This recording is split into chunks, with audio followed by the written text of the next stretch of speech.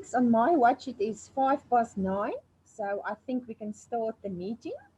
Firstly, I would like to welcome you to this first meeting of LiSLIG for 2021. Thanks for all of you who have decided to join this meeting. We trust that this will be a good learning experience to all of us and that we will be able to use this in our work in every day. We hope that you are all ready for the challenges of 2021. Unfortunately, 2021 seems much like 2020. It will be a very much online kind of year, and we still can't meet our friends and hug each other. But yeah, we hope that at least all of you are safe, that all of you are healthy. And we pray that the Lord may be with us, that we can all stay safe and healthy for 2021. Anne-Marie, firstly, we would like to ask all of you to please switch on your cameras, that we can quickly take a group photo before we start the meeting.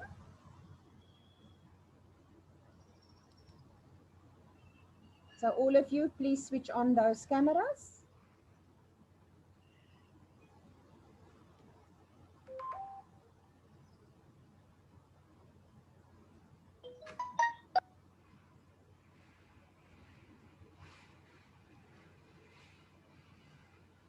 Anne-Marie, we're not used to see faces anymore, so it's strange to see faces without the mask, eh? Yeah, it's safe to see us without the mask. We are far apart. Yeah, I'm sorry, my camera is not working. Sure, no problem, Rian. Okay, anybody else going to switch on? Busy switching on their cameras?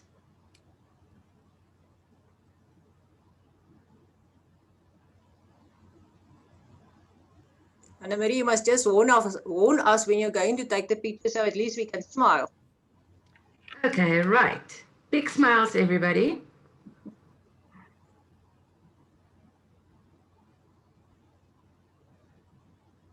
Very nice. Thank you. Thank you, Anne-Marie.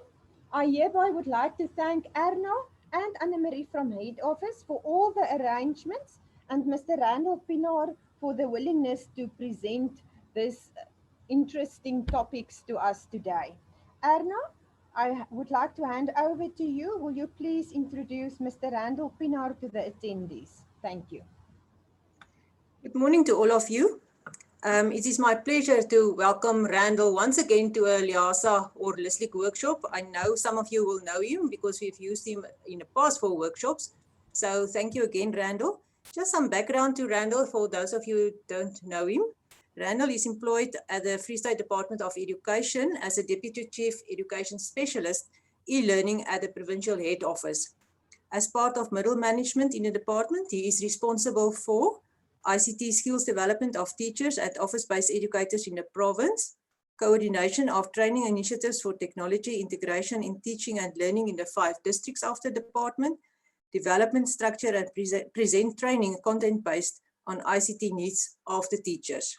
He's skilled in adult education, ICT professional development, training, educational technology and instructional design. He's inter alia a certified ICDL trainer and a certified Intel and Microsoft Master Trainer. He has a BTech in Information Technology and is currently working towards his master's degree in ICT in Education.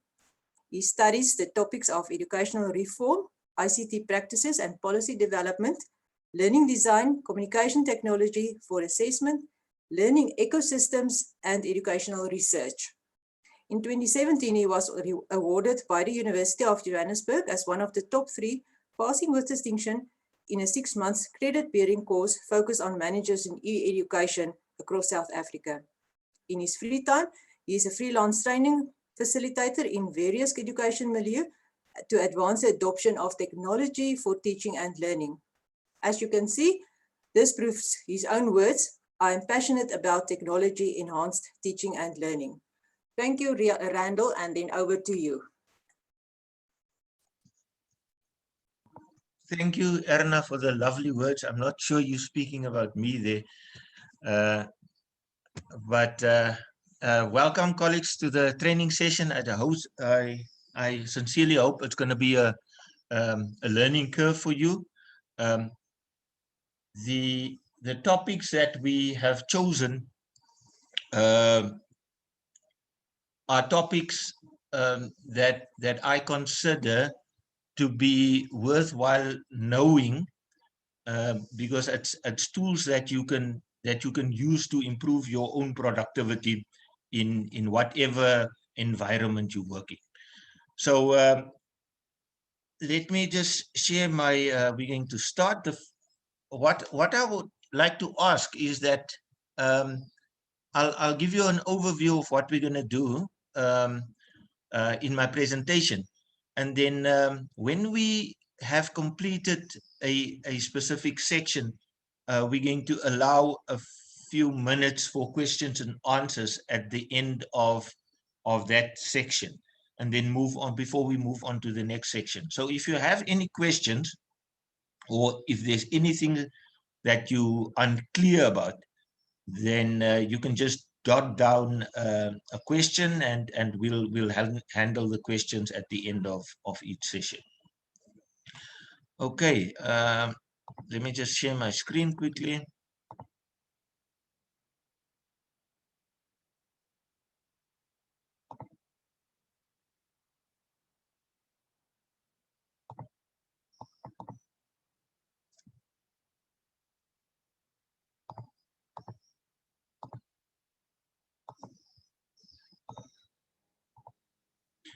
So the topic for the day is cloud computing, and we're going to focus on a specific product at the during the training. But the presentation that you're about to see should give you a fairly good idea of what cloud computing is about. So what do we need to know about cloud computing? The first thing is that cloud computing is simply the delivery of computing services over the internet on a pay-as-you-go basis. So I looked at your profiles, and I'm sure you all understand pay-as-you-go, because pay-as-you-go is a service that Vodacom introduced right at the beginning of cell phones. So so meaning that you only pay for the services that you are using, and you pay on an ad hoc basis as you go along. It's not in contract. Then typically you will only pay for your cloud service, the services that you use, and that would help any organization or yourself as an individual to lower operation cost and cost for infrastructure. So and it will also allow you to scale your business should there be a need to expand. I'll give you examples later on. So cloud services would typically include infrastructure like servers. So there won't be any need for you to buy your own infrastructure if you use a cloud service. Storage, databases, networking, software, analytics, which is also a section of software, and business intelligence. Now, business intelligence refer to dashboard views of complicated data. If time allows, I will give you, and you can probably make a note of this just to remind me if I forget. At the end of the course, I would like to show you what Google Analytics can do, because it is a business intelligence tool. So how do we do cloud computing? Rather than owning your own computer infrastructure or data servers, companies can rent access from applications that are hosted on the cloud. Now, speaking about cloud, the use of the word cloud actually started back in the day when telephone lines were indicated on diagrams as a cloud. So that concept was then later on transferred to the concept of the internet, and on all diagrams you will see that the internet infrastructure is shown as a cloud. One of the benefits of cloud computing services is you can avoid the upfront costs and complexities of owning and maintaining your own servers. If you own a company and you want to host your own website, it means that you will have to have a server, and that server must host your website. And for that website, you need a website administrator, and you need an expert that can work on your servers as well. If you rent it, then all of the maintenance and the cost of setting up the infrastructure would be for the service provider and not your own cost. And then you only pay for renting that infrastructure. In turn, service provider of cloud computing benefits significantly. Let me give you an example. If you have, let's say, 20 computers that you want to connect to each other, and you are going to use a switch, and you can and switch sizes come as an 18 port and a 24 port. So 18 is not good enough because you have 20 computers that you want to connect, and 24 gives you 4 additional ports that you're not going to use. You still need to buy the 24 port switch, and then there will be 4 redundant ports. When you are hosting cloud services, you can rent out 20 of your ports to one client, and then you can rent out 4 ports to another client, meaning that you significantly gain from that, because the same equipment and infrastructure are rented out to many customers. So in terms of models, there's 3 models for cloud computing. The first model is the bottom layer. Now these models, they are stacked one upon the other. So the first layer of cloud computing is infrastructure as a service, and they normally use the acronym that you see there, IaaS, and that refers to the building blocks of computing, and that would be your physical servers and all the storage, your hard drives that you use for storage, and the networking that you're going to need. So all of that refers to infrastructure as a service. So instead of buying your own infrastructure, you can rent cloud computing infrastructure as a service. Then built upon that layer, on your infrastructure layer, you will have a platform as a service. So that includes your middleware. Now, middleware refers to all the programs and applications that you use to create applications. So if you have programmers, these programmers will need compilers, and the compilers are your middleware, and they are the software that runs on your infrastructure and allows you to create apps and programs for developers. So that's your second layer. The third layer, and the most popular layer and most widely used layer of cloud computing, is software as a service. So instead of buying Office 365, or instead of buying Acrobat Reader or the Acrobat package, you can rent the services, the software as a service, and then you have access to all these applications via a browser. So if you want to use, let's say I buy Office 365 as a service, or online service, what that implies is you don't need to have a physical Office installation on your computer. You can go to any internet shop, log on to your profile, and then use Office 365, even though it's not installed on your computer. And that's an example of software as a service. So any type of software can be rented. Zoom, the one that we are using now, is an example of software as a service.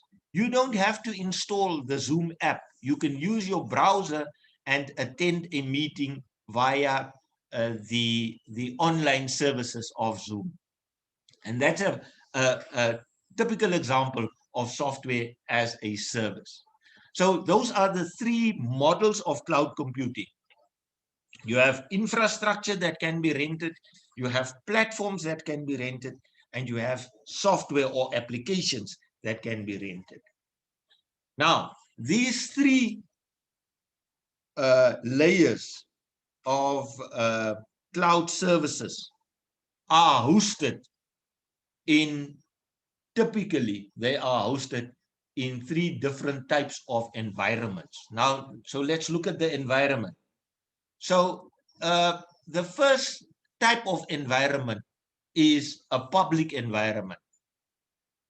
So what does that mean? It means public clouds. If you're renting cloud services and it's hosted on a public cloud, it means it's owned and operated by a third party. And those computer resources like your servers and your storage, you have access over the internet to them. Google is a typical example of a public cloud. Then you have private clouds. Private clouds are restricted to a single business or organization. Examples of private clouds are the internet services of banks. So banks in their background services, and I'm not speaking about your normal internet services that you make use of as a client, that is also public because you access it over the internet. But the bank, for its own administrative purposes, has a private cloud. It's also hosted by a third party, but only the bank and its employees have access to that cloud, to those cloud services. So that's a private cloud environment. The third is a combination of the two. I'm not going to go into the details, but it means part of it is public, part of it is private. So the organization has access to external services that are on the public domain, and you have access to internal services that are on the private domain. An example of this in education is we have an intranet, and then we have services that we can access, education services that we can access on the public domain, normal internet access through a browser. So that is an example of hybrid clouds. So just to go over this again, so your internet, your cloud services are divided into three categories: infrastructure as a service, platforms as a service, and then software as a service. And those services are hosted in three environments: a public environment, a private environment, or a hybrid environment. I find it's useful if you remember the terminology. When you speak about these items, you even though you might not be an expert, you at least sound like an expert. So get to know the terminology and use the terminology. En moenie praat van daai ding nie, or what is the Sotho nto. So so get to know the right terminology and use it when you speak about these topics. Okay, let's move on to the next. So where are we heading with cloud computing? The one thing I can guarantee you is cloud, even computer services that are cloud-based are growing by the day. And if you thought it would be a good idea to go to bed and wake up and wish that cloud computing is gone, it will never happen. Just to give you an idea, since 2008, cloud computing, the market share of cloud computing in the global economy has grown significantly. The numbers that you are seeing there at the top of each of the columns is in billion USA dollars. So currently the market share is at 260 and 36 billion USA dollars, and it is steadily on the increase. So more and more people are moving towards the use of cloud computing. And I think if we want to stay relevant in our work environment and the times that we are living, we need to make sure that we are on board and that we understand cloud computing and the services that are rendered through cloud computing. So we're going to explore cloud computing today, and I want to the software as a service, platforms as a service, and infrastructure as a service. Those three cloud services are rendered by two giants in the information industry, and that's Microsoft and Google. And they are rivals, but they also integrate seamlessly. So and this is now my personal opinion and personal experience. If you like Apple and iPad and iPhones, you eventually find yourself on an Apple island, because the majority of the industries in South Africa are geared by or serviced by Microsoft. Our kids are flooded with Microsoft products in an early stage of their school education. So we use Office at schools and in our provincial and district offices. We use the Microsoft products. So Microsoft in the workplace is probably more than half of the market, half of the South African market. Google plays nicely with Microsoft, and they integrate fairly okay.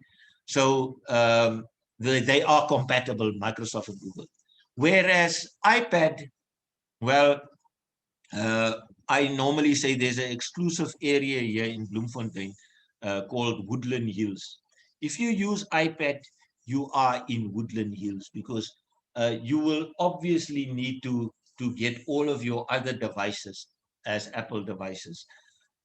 Integration with Microsoft, integration with Google can happen, but it comes with a lot of effort. Third-party applications that will serve as intermediaries between your Apple product and your Microsoft product. You need a third-party app that will do translation or assist with the communication between the two products. So if you need to buy, my advice, if you need to buy software and devices with operating systems, make sure you go for either Microsoft or for Google, because they interact seamlessly, and they are well known in the industry. So our focus, and again, I will try and show you what the Microsoft environment look like, but our focus would be Google. So what we're going to look at today is, and we're going to do it in this sequence as well. I will have a look at Google Maps, Google Drive, Google Docs, and Google Keep. Now, most of you might be familiar with this. I hope there are some of you that are not familiar, and I'm assuming that you did see the agenda for the day. So I hope you're going to learn, a number of new things about those apps. So, and that's the end of my, oh, and then we're also going to do YouTube. Sorry about that. And that's the end of my presentation. I'm going to share my screen with you now, and then what will happen is I'm going to do start with Google Maps, and then open the application, go through it, show you what I want to show you, and then at the end we can quickly have a question and answer session. Okay. Are there any questions around the presentation? Then I can take that now. Randall, can I ask something? Yes. In the beginning, you talked about that you can rent applications. Yes. Is it now like us being, I'm now at home, I have my own internet access, so I am renting now the application to use Google. I don't have to go somewhere and rent a Google or an application or what. No, when I speak about renting an app, it means you actually go onto the internet and you subscribe for a service that you pay either annually or you pay monthly. Just to give you an example, Zoom is an application that's available free, but the free version comes with restrictions. For example, if you have more than 2 participants in a Zoom meeting, the meeting only lasts 40 minutes. And then you have to rejoin with the same link. So that's a restriction on the free version.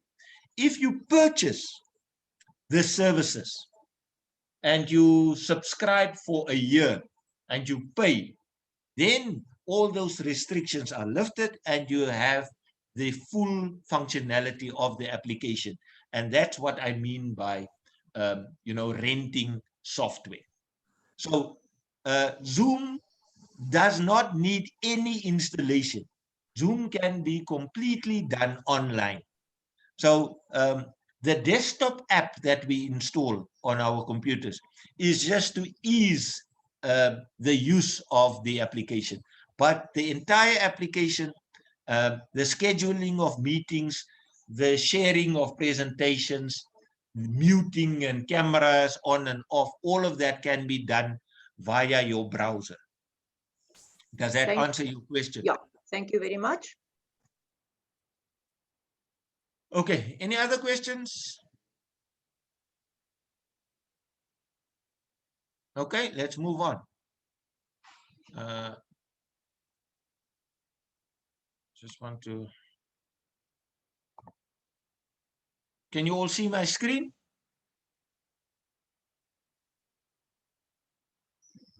I just need one person to confirm.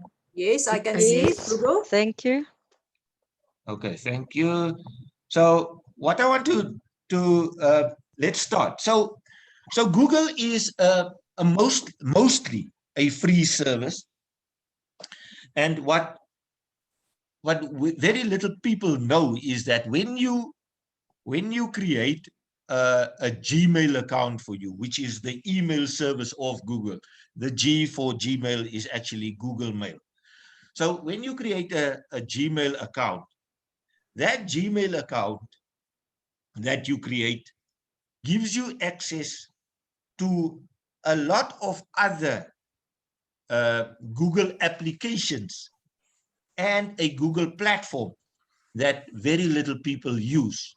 Now, I want to start by just showing you that if you want to use the Google platform, you always need to make sure that you are signed in. So I'm going to sign out for now and go to Google again.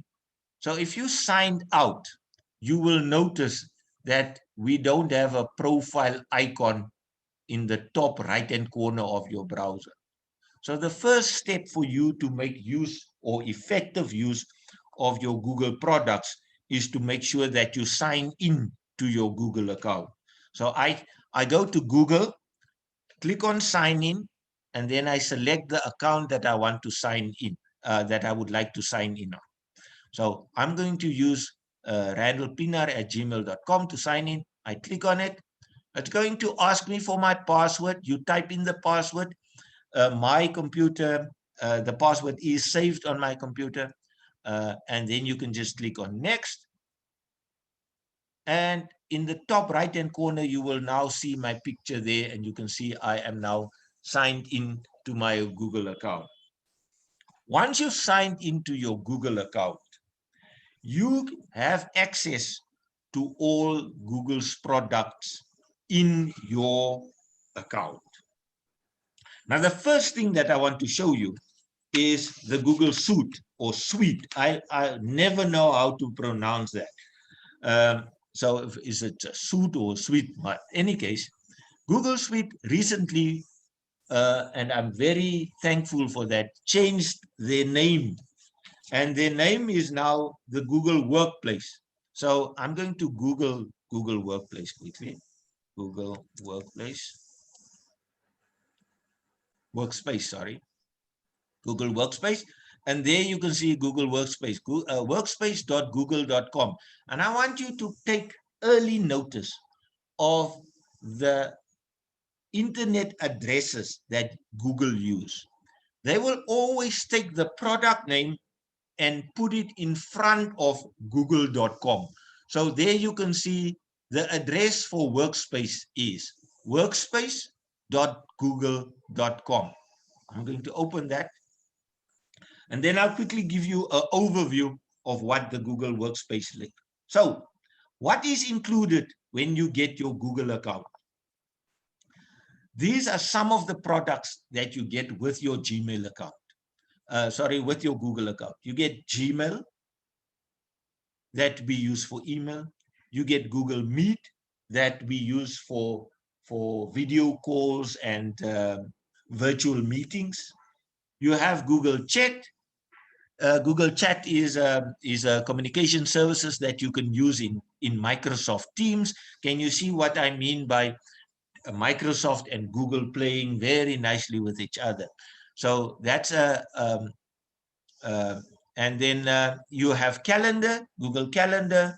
You have Google Drive for your online storage, and so on. These are all the products that you have. If we move on, you will see there's pricing as well. So not all the Google Workspace services are free. If you click on pricing, you will see there are packages that you can buy for a company. So even an organization like LiSLIG could buy a business package for LiSLIG, and it will then include other applications that are not part of the free version. And very nicely, here at the bottom, you will see for this package, for example, you get 2 terabytes of cloud storage per user. So every user have 2 terabytes. That's 2,000 gigs of data that you can store online.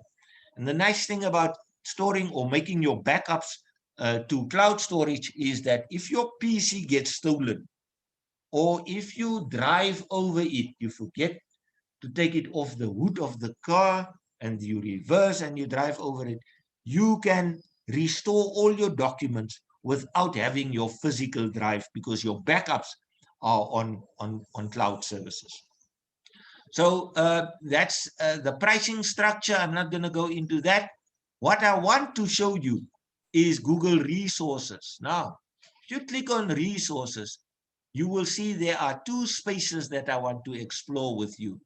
The first one is the marketplace. Now, you will know that on your phones, there are the place, you have the Play Store, and that is the Google Marketplace for your mobile apps.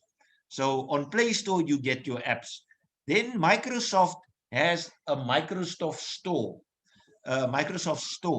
and then I think Apple has the iStore. So Google Workspace has the marketplace. And here you can get various apps for you to use. They, on the left-hand side, you will see there's categories, and you can scroll down from business tools to productivity tools. There's education tools, and so on. So these are all, if I click on productivity, all the productivity tools will be listed on your right-hand side. So you can download these or click on these apps, and then you can add it to your Google Drive. Now, nothing is downloaded, can you see? And nothing is installed. If you go to the Play Store, you download the app and it is installed on your phone. When you are on the market on the Google Workspace, those apps are not installed, they are added to your Google profile. So no installations happen and no downloads happen. They are just added. And I'll show you later on. I'm going to add it to my, I'm going to demonstrate how we add a application to your drive. So that's your Google Marketplace. I'm just going to go back quickly.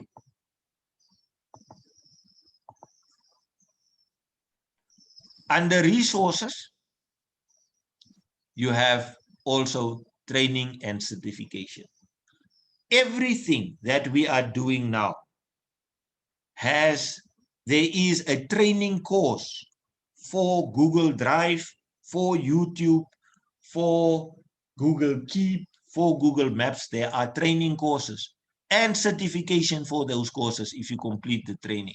So you can go and do these courses on the Google Learning Center. So there is the Learning Center. So in my absence, or in the absence of any other mentor that you have at work, that is normally your go-to person when you don't understand something or anything on one of these apps, you can also come to the Learning Center and you can learn by product. So if you want to learn more about Google Mail, you go to Learn by Product and you click on Google Mail, and it will open the Gmail training and help files for you. And on the right-hand side here are all the topics that they cover under Google Mail. Right, now you can open, let's say, check mails from other accounts. If you open that, these are the subtopics for that topic. And here's your instructions. Set up the settings in your account, how to change your Gmail settings. You can read through all of this. And these are your, so this is your tutor in the absence of a physical tutor. You can go to the Google Workspace Learning Center. And like I say, if you do the course, you also get Google certified. Right, you can explore this. I just wanted to show you where you will get your help. So let's just go over this again quickly. So Google Suite or Google Suite has changed its name. It is now referred to as the Google Workspace. How do I get to Google Workspace? Google Workspace is, the address would be, and I asked you to take note of that, so it will be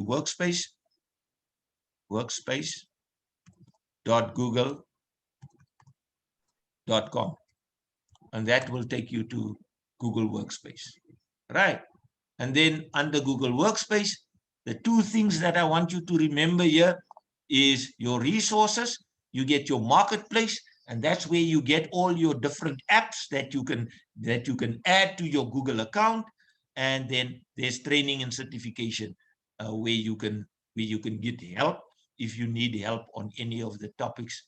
And that help section is you can select your help topic according to your app. So if you click on that, you scroll down to learn by product, and there you can select the product that you need help on. Okay. So let's go back to our Google search page. So this is my my landing page. If I open my browser, it opens on Google. I'm going to quickly go over the view that you have here in the top right hand side. Now there's two, you'll see there's three items there. The first one is Gmail. If you click on Gmail, it'll open your Gmails, obviously, because you already signed into your account. All right, I'm going to go back. If you click on images, it will open all the images that are syncing from your phone. Sorry, it opens the search box for images. I'll show you now where to get access to your phone. So I just want to give you an overview of this again. So here you can search, and when you get your search results, it will be websites. If you click on images and you search, it will only give you images. For example, images of Google, of YouTube. So so that's the item there. And then the last one is the one that I want to discuss with you, and that's your Google Apps. I call it the apps waffle because it looks like a waffle there. So if you are signed in, you will get access to all the tools that comes with your Google account. Here you can see all your Google things. The next item that we're going to do is Google Maps. So let me move to Google Maps. There you go. That's Google Maps. Click on Google Maps and it opens Google Maps. Now, on your left-hand side, colleagues, you will find your menu. Now, most of you, I'm sure you have used Google Maps in the past, but what many people doesn't know is that you can create your own maps. And if you click on the menu item there, you will see there's an item on the list that says your places. I'm going to click on your places, and there you will see my places under that's labeled, that is saved, that is visited. So Google is keeping track of all the places you visit as well. So if I click there, you can see it's no place visited today. Right, now I go to maps. Let me just go over this again. So you go to the menu, you scroll down to my places, and there you have, remember it's your places. So this will be your maps. If you click on maps, it will open your maps. And there you can see I have a number of maps that are already created. And at the bottom, right at the bottom, you have the option to create a map. So the lesson for today is how do you create your own maps? I'm going to show you. It's very easy. So I click on create a map.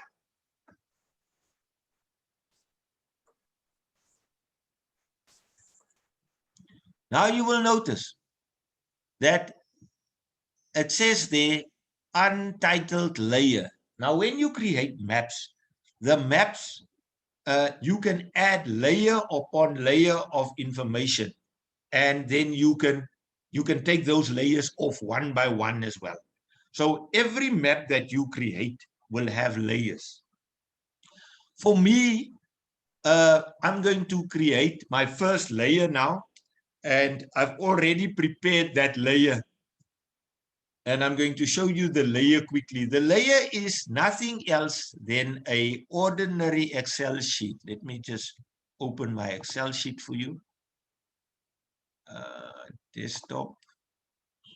So I went onto the internet and I downloaded an Excel sheet with all the South African dams in it. Can you all see the dam list? Can I get one hand or confirmation? Okay, so this is my list of dams. Now look at the fields. First of all, the first row of your data must always be the titles of your columns. Titles of the columns must be in the first row. You must not have a situation where you have an empty row as your first row. The first row must be your titles. Otherwise, it's not going to work. So I've deleted that first row now. So there you can see are my titles. Now, I have the names of the dams. I have the town names. I have the province name. And I have the rivers that feed the dam. And then when was this dam completed? What's the surface area of the dam? And what's the height of the dam wall? Interesting information, I must say. I went through the list last night, and I ended up not preparing for my training, but reading the dam list and checking out the photos of the dams. Anyway, so this is layer one. What is layer one? It's an Excel sheet with a couple of columns. The columns has headers, and there's information in each of the columns. Now, I go back to my maps. Okay, then I click on import. What am I importing? I'm importing my Excel sheet from my computer. So select the file from your device. I click on that. And then I go to my desktop. And on the desktop, there's SA Dams. Click on that and click on open. That Excel sheet is now imported into the map as layer one, or my first layer. Now they ask you a question. Select the column from the file that tells us where we must put our place markers. So I want the town to be the place marker because that's where the dam is. Then I click on continue. Now they want to know what must the name be of that place marker. So I'm going to say the dam name must be the name of the place marker. And then I click finish. Now I'll explain. And there you can see under untitled layer, it is loading. And there my dams were loaded. Now, all the place markers, those little blue place markers that you see, are the town names. Now, unfortunately, some of these towns appear in other countries as well. And that's why you see we have dams in Canada and the United States. I'm going to ignore that for now and just zoom in on the South African dams here. So there you can see I'm zooming in. So Google Maps has taken the information that you have on your Excel sheet and has added it to your map. Now, if I click on Beaufort West, there. If I click on it, it shows me the town name is Beaufort, the province is the Northern Cape. The river that is feeding this dam is the Rietfontein River. The year the dam was completed, the surface area, the wall height. All of that information is now displayed within that place marker. And you have just created your first map. So all you need to create your own map. So let me give you an example. LiSLIG can set up a profile of all their members. So you have the member name, you have the town name in which that member is placed, you have the organization, the name of the library, all of that can be done. And then you import that Excel sheet and voila, there you have a map. And now look at this. Now you can just share your map. There's the sharing button. I'll show you now how to share the map. But you can then just share this map it will create a link, and then you email the link to all your members, and then they have access. And if they click on any of these markers, the details of that person will then display there. Or you can have your libraries and the towns of your libraries and the capacity and the number of books. I'm sure you will think of a way of how this way of creating your own maps can be useful. Right. So there you can see we have SA depths. Now you can add another layer. Now you can add another layer. And to add a layer, you just click on add a layer. Now let's say, for example, those are the dams. Né? Now you want to, as layer number 2, you have another Excel sheet. On that Excel sheet, you have all the dam managers. So you will again have the name of the dam manager, the town name, the telephone number of that dam manager, the email address of the dam manager, all the details of dam managers. You can then import that as layer 2. Now I'm going to import anything now. I really don't have an idea of what to import now. Let's take test. I'm going to import test. We'll see what is there. So remember why I said, your first line or row of data must be your headers. Because when you import the Excel sheet, it's going to take that first row and put them, the items here: town, name, telephone number, address, age. So those are the headers of your columns. So I want the town as the place mark, continue, and I want the person's name as the name for the marker, and then I click on finish. And there I have a second layer now. Right, I'm going to zoom in again just to ignore those other ones. So there you can see I've got Erna, Randall, and I don't know who that is, but I'm not going to try and pronounce that name. So now I can switch off because I have layers. I can switch off the dams.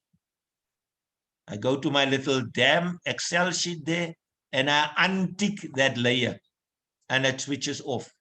And now I have the second layer of the dam technicians. So there I can see that's Randall. He's based in Kroonstad and that's his telephone number. We can phone him when there's problems with the dams in that area. You get the idea of how layers are added. So I can remove this layer and then it will take away those 3 icons and then I can add it again. Now, then there's minor little things that you will, if you play around with the program, that you can do. For example, like changing the renaming the layer. So it's not test, but it's dam managers, and I save it. And that one there, rename this layer, and those are dams. Save. So now you have dams and you have dam managers. Now you can go to where is it now? I just want to see if we can't change the color of the dam so that we can. Is somewhere here. There you go. So I can change the Erna's color there to red so that I can distinguish it. Randall, the color is red. And then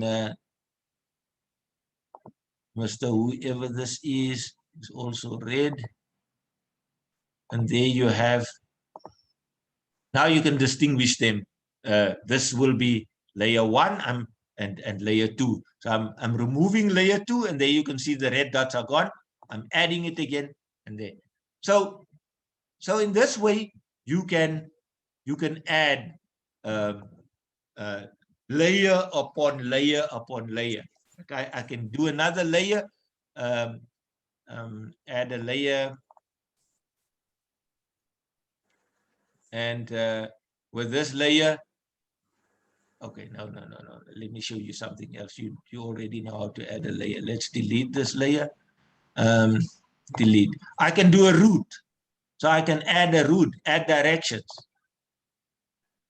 So where do I want to go to? I'm driving from this location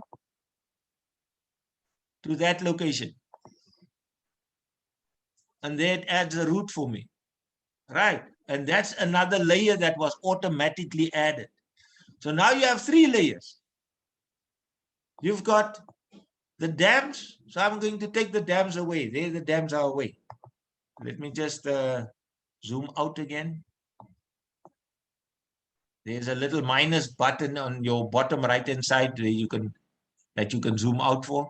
So I'm going to take that away, and then I'm taking the dam managers away, and there I can take the directions to Smart Dam.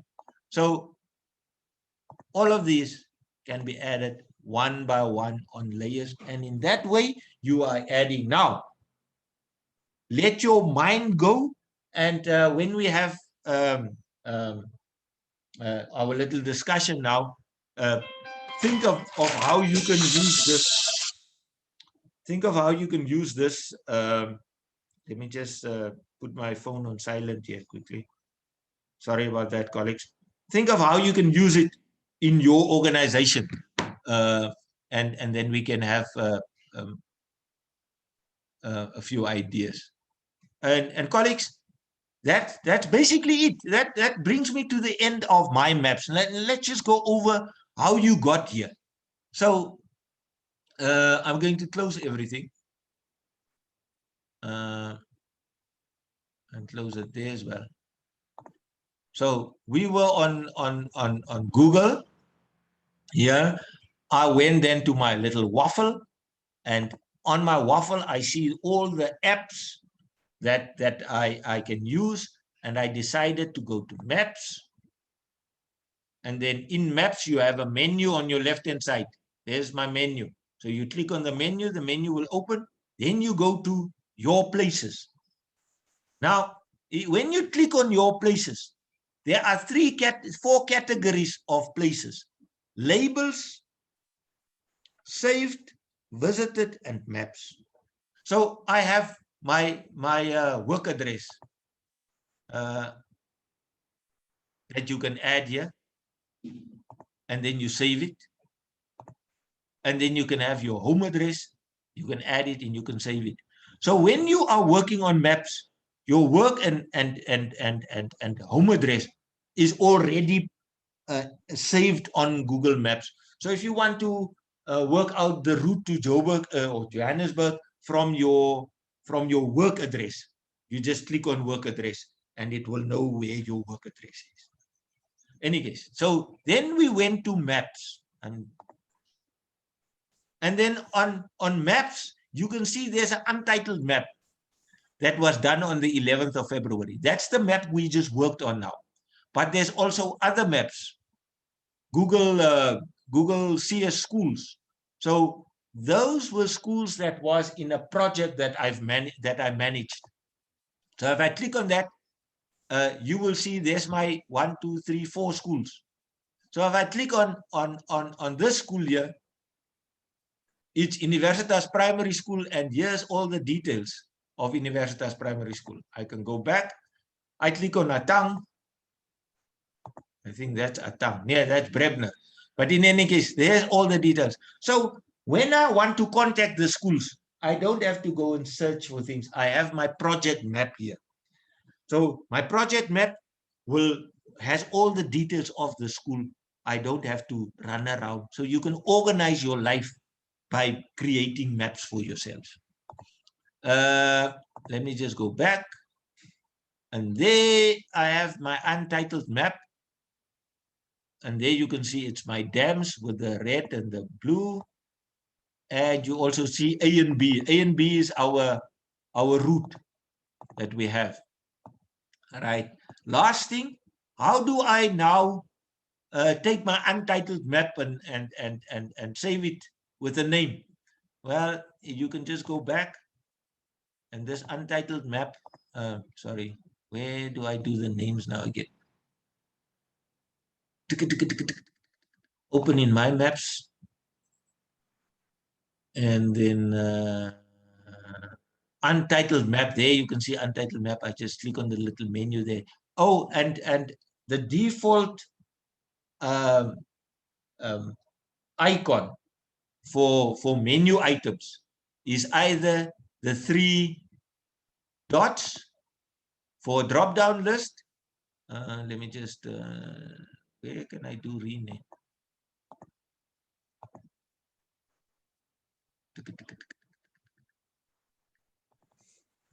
So you double click it. So what is this? Dams, SA dams.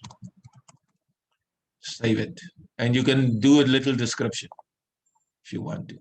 So if I go back now to all my dams, sorry, my maps, there you can see it's now titled SA dams. Okay, so colleagues, what did I want to say now? That's it. So I just wanted to make sure you know how to get to my maps. You go to Google, you go to your app, Waffle, you go to maps. When you get to maps, you click on your menu, you go to your places, and under your places, you go to not labeled, not saved, not you go to maps. To label something is it's easy as well. You can just go to home, and that is Koring Spruit Street, Uitsig Bloemfontein. There it's automatically picked up, and then I click on save. So that's my home. So if I click on home, it will take me to Koring Spruit 29, and that's actually my house. So there you go. I'm going to stop sharing now, and then we can take questions on Google Maps.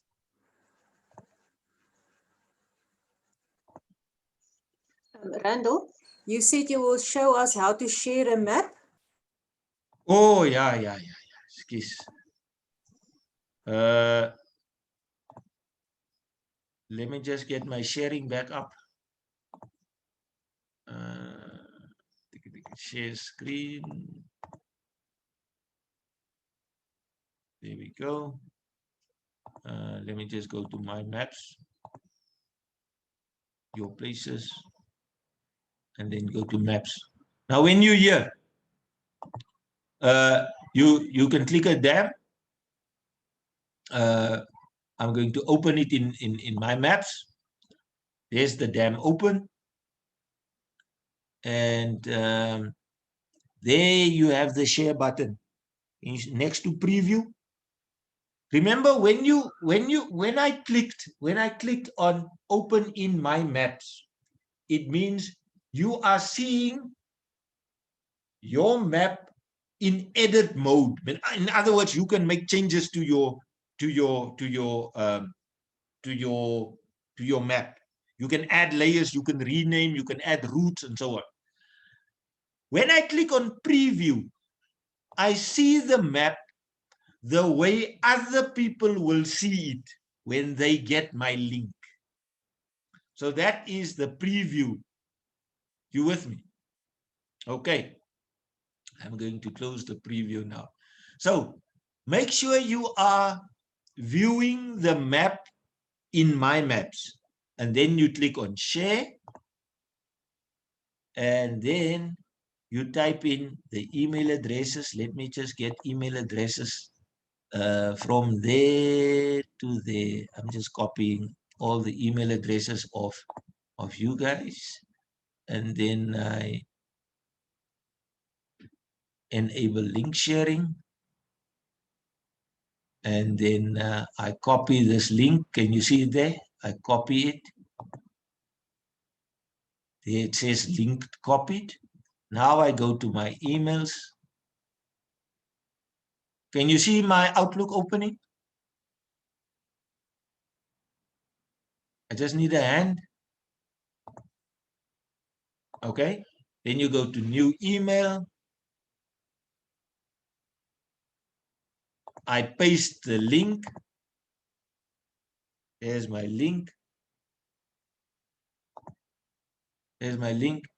And I send it to whoever I want to. Now let's get the email addresses. Go back to Outlook. Not that one.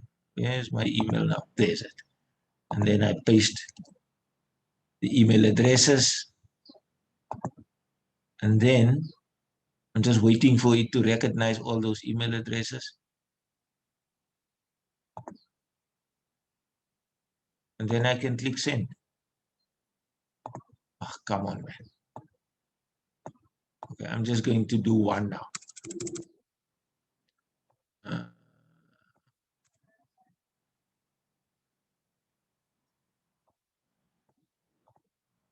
Smith, UFS, it's all the UFS people that I'm sending it to now. Yeah, and then someone on Gmail. And then you click send. There's no subject. Send anyway.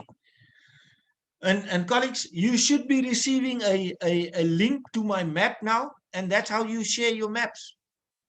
Okay, let's stop there. So in my maps, when you open a specific map, top left-hand corner, there's a share button, and you share it. Any questions?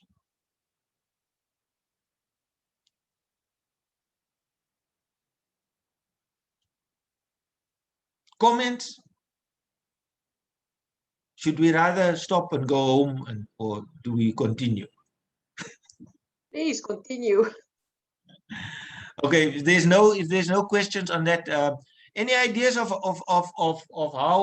how this could be used in your organization?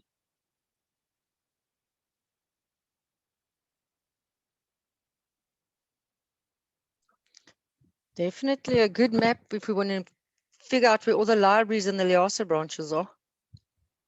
Okay, okay. So all you need is an Excel sheet with all the addresses and the towns. You can actually add an address there as well. You don't just need a town address. If you search that address in Google Maps and it finds it, then you can just copy that map into your Excel sheet, and it will take you not just to it wouldn't just put a marker on the town, it'll put a marker at that exact location. I had a history teacher who did the Second World War. So he did all the major battles and details of that battle.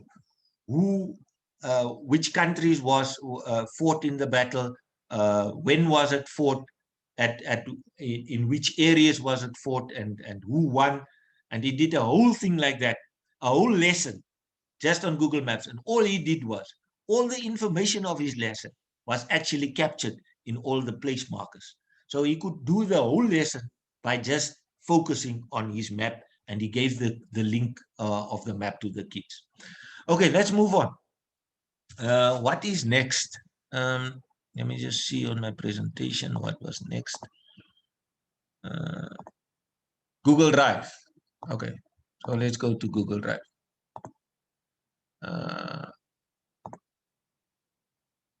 Just share my screen again.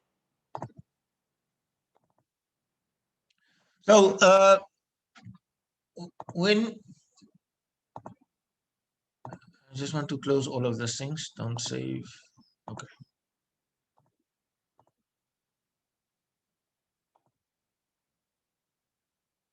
Okay, back to Google.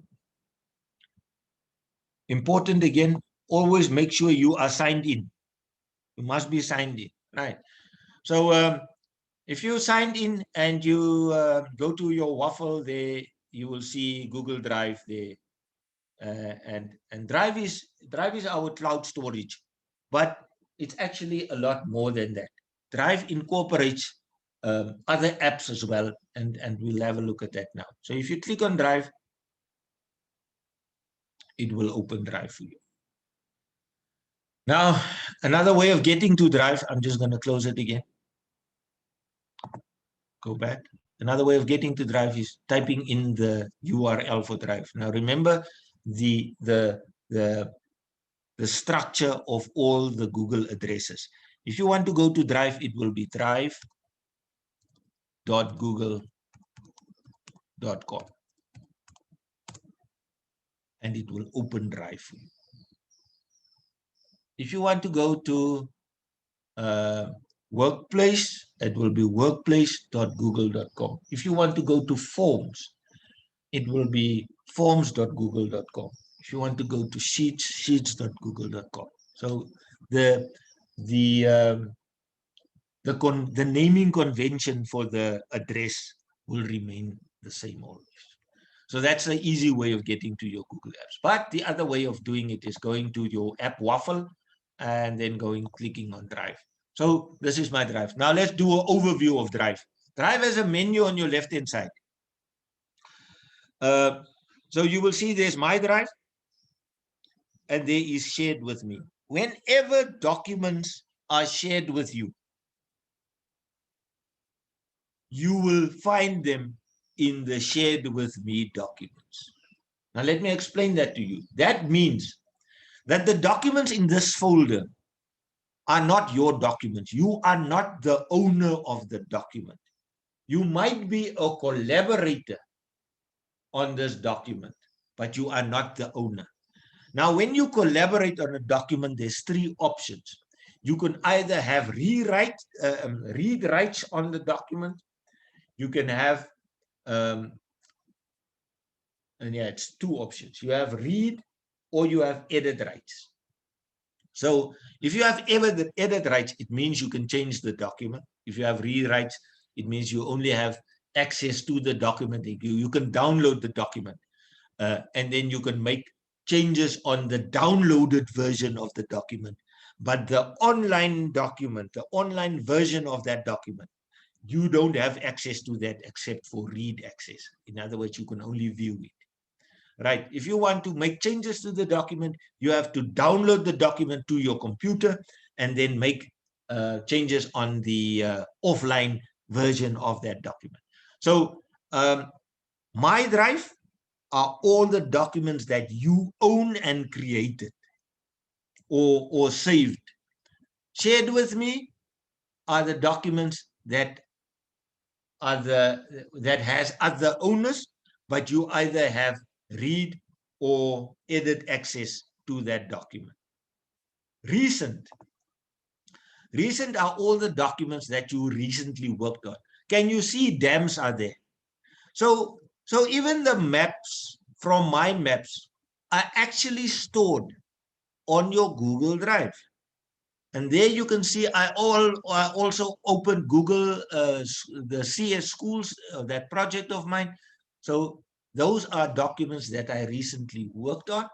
It shows you who the owner is, and it shows you the file size and in some documents, and when it was modified and at what time. And you can see it's modified, or you can see it was just opened. Right. Then we have start. Now, start, if you have 25 gigs of documents on your Drive, then it becomes difficult to find some of those documents, especially if you can't remember what the name of the document was. Now, if there are documents that you know that you will be needing on a regular basis, you can star the document. So I'm going to go back. You can see I only have two items. I have the box, and I have training stats and attendance registers. Now, these are two folders that I constantly work on, and that's why I start them. If I go back to Drive, and I know for the next couple of days, I will be working a lot with dams, then I can star my dam. and I can add it to start.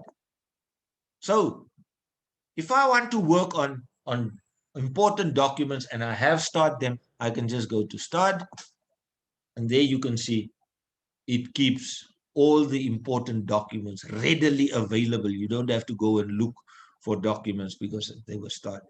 If you want to remove it from the start list, you right click it and you go to remove from start. Click on it and it's gone. Right. So any document in my drive, any document in shared with me, let's take course evaluation form, I can add to start. So even documents that I am not the owner of, if I work on that document regularly, I can start it, and then you can click on start, and course evaluation is now added to the other two. If you want to remove it, right click, remove from start. Right. So that's start is an easy way of getting access to documents that you frequently need access to. Trash is your recycle bin. And remember, you will see here that if you are a free user and not a paid user, you only get 15 gigs. There you can see my storage is 99% full. Please remember that when you delete documents from my drive, they end up in the trash, but that doesn't free up space. The space is only freed up once you have emptied the recycle bin as well. So all you're doing if you are deleting things is you just moving them to the recycle bin, but they are still there. So if you want to free up space, you need to delete the trash as well. So I had no space, and I wanted to show you how to upload things. So I deleted a couple of things, and that's why my my trash is now empty. Okay, so that's the navigation. If you want to navigate on my drive, you click on my drive, and then you see all your documents. Please note those items at the top that you see in thumbnail form, the little blocks, we call them thumbnails, they are your recently used items. And then the rest of your items is at the bottom. You will notice that my folders are lying first, and then I have individual files, right? So folders first, files later. On your right-hand side, there's a little button there where you can change your view. So you can either have thumbnail view or grid view, or you can have list view. If I click on thumbnail or grid view, it changes the view, and you all have these blocks. What I like about the little blocks is you get a sense of what the document is about. So you get a little preview of your document, and those are all the documents. If you want to change the view again to list, you can just click on it. What I like about the list view is it shows you all these other columns like owner, last modified, file size, and so on. So that is in terms of your view. So you change the view from grid to list, you can change there. Right. The same applies to shared with me. You can also have a grid view, or you can have a list view. Right. Recent, you can have a list view, grid view. So the view change is possible in all of these menu items on your left-hand side. Okay, let's move on. So in my drive, you can upload documents to your drive, and I'm going to show you how to do that. So to upload anything to your drive, you click on New, and then you have the choice of uploading a file or a folder. If it's more than one item and it's already in a folder, you select folder. If it's individual files that you want to upload, you select file upload. I'm going to take file upload now, and then go to my documents, and then go to pictures, and then I'm going to take hidden gem, and then click on open. And there you can see it's uploading one item, right? When the upload is done, you will see a little tick mark, a green tick mark next to it.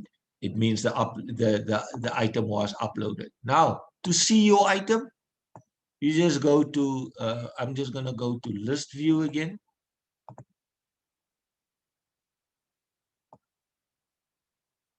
And what was it named? Yeah, it was this one, the BNB logo. So if you open that, there's hidden gem. That was the document that I uploaded now.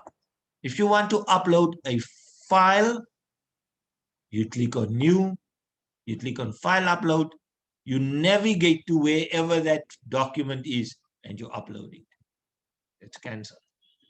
Now let's look at how do you upload a folder. So you click on file, sorry, on new. You then go to folder upload. You select a folder. I must get something that's not big now. Let's take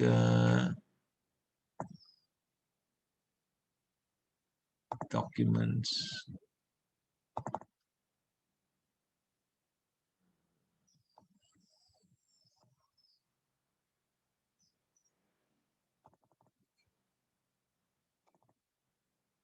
All right, I'm going to take Skills Edge. Documents. Upload. Oh, that's too many. File. Come on. Be with you now. Folder upload.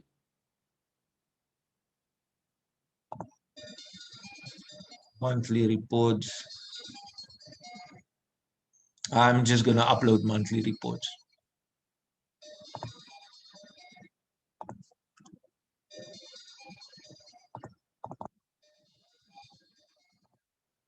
The reports upload. Upload. And there you can see on the bottom right hand side, it's busy uploading. And there, when it's done, your green folder again. Now, how do I see my folder? Well, you just look for it here. It should be here amongst the folders. Monthly report, there it is.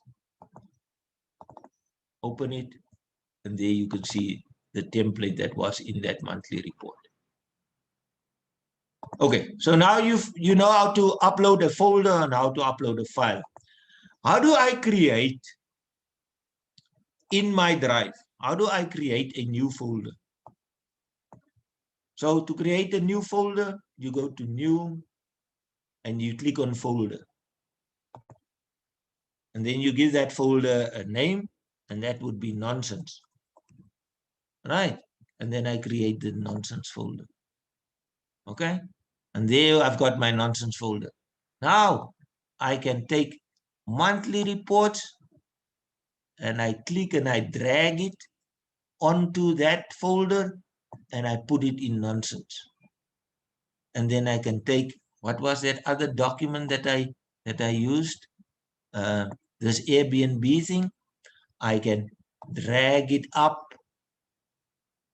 Let's click, you keep it in, you drag, and I put it in nonsense. And if I open nonsense now, there should be two things in the nonsense folder. It's my monthly report and my BNB logo. So you will notice that the file structure of Drive works exactly as the file structure on your computer. You create a new folder and you can move things around by clicking and dragging them. There's, of course, another way of moving an item. Let's take this part-time contract. You can right-click it, and then you can click on Move To, and then it's going to ask you which folder do you want to move it to. And I'm going to show you now. I want it to go to Nonsense. I click on Nonsense, and then I click on Move, and then it will take it to Nonsense. So if I open Nonsense now, there must be a third item. And there you can see part-time contract is now part of that. So once now you know how to create folders on your drive, and you can add documents to that folder by clicking and dragging them, or you can right click the item and click on move to, and then select the folder that you want to move it to. When you upload documents, there's my drive. When I want to upload a document in a specific folder. I want to upload it into Erna's folder. Then I will go to Erna, open Erna, and once I'm in Erna, you click on new, and you click on file upload, monthly report template, open, and then it will add it into Erna's folder. And now if I go to drive, there's Erna, and there's monthly report added to. So to add a document or a folder into a specific folder, you open that folder first, and then you go to new, and you do a new upload, a folder upload, or you can do a file upload. Okay. So that's Drive and the basic functionality of Drive. So Drive is your external hard drive in the clouds. You can upload anything to Drive. You can upload photos to Drive. You can upload documents to Drive, videos, anything can be uploaded onto Drive. You are limited to 15 gigs, but you can buy storage. You can see there, you have the option of just buying. And this is again an example of a service or online service that you are procuring now. You buying it. So now I can upgrade by saying, okay, right, I want 15 gigs is for the free account, 100 gigabyte is 29 rand a month, and 200 gig is 39 rand a month. So you click on 39 rand a month. It will open the add credit or debit card. And then I'm going to make use of a Visa card. And I'm not going to continue, but then you can add your credit card, and then you can pay online. And the nice thing about this whole process is, as soon as the payment is done, you have 200 gigs of data that you can store, or 200 gigs of space that you can store. So that's your storage, and I'm going to dismiss that and go back to home drive. So if you want to swap between your apps from the Drive app to another app to Maps, you click on your waffle. It's always there in the top right hand corner. So you can navigate to any of the other apps by just clicking on there. All right.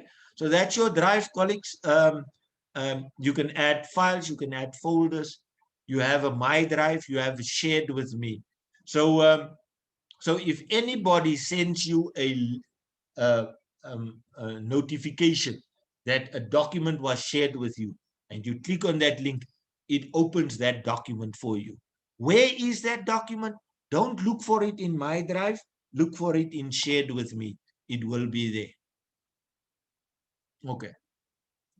Please note that this functionality, this Shared with Me, it's only items that was, if a OneDrive, sorry, a Google Drive user, if he sends a document from his drive and share it, if he shares it with you, then you will be able to see it under Shared with Me. But other documents, so let's say I have a Dropbox document that I'm sharing, it won't show under Shared with Me.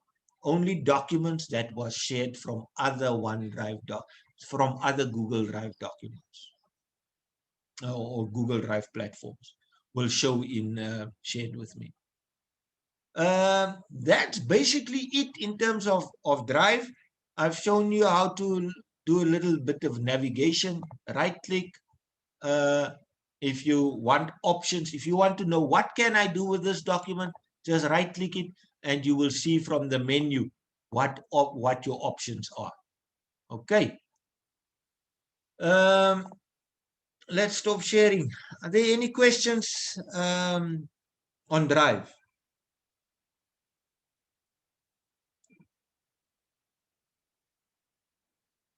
En toe was dit grafstuk.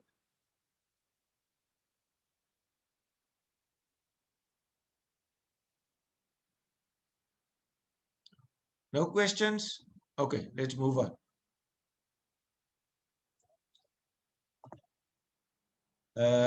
Next, we're going to do Google Docs.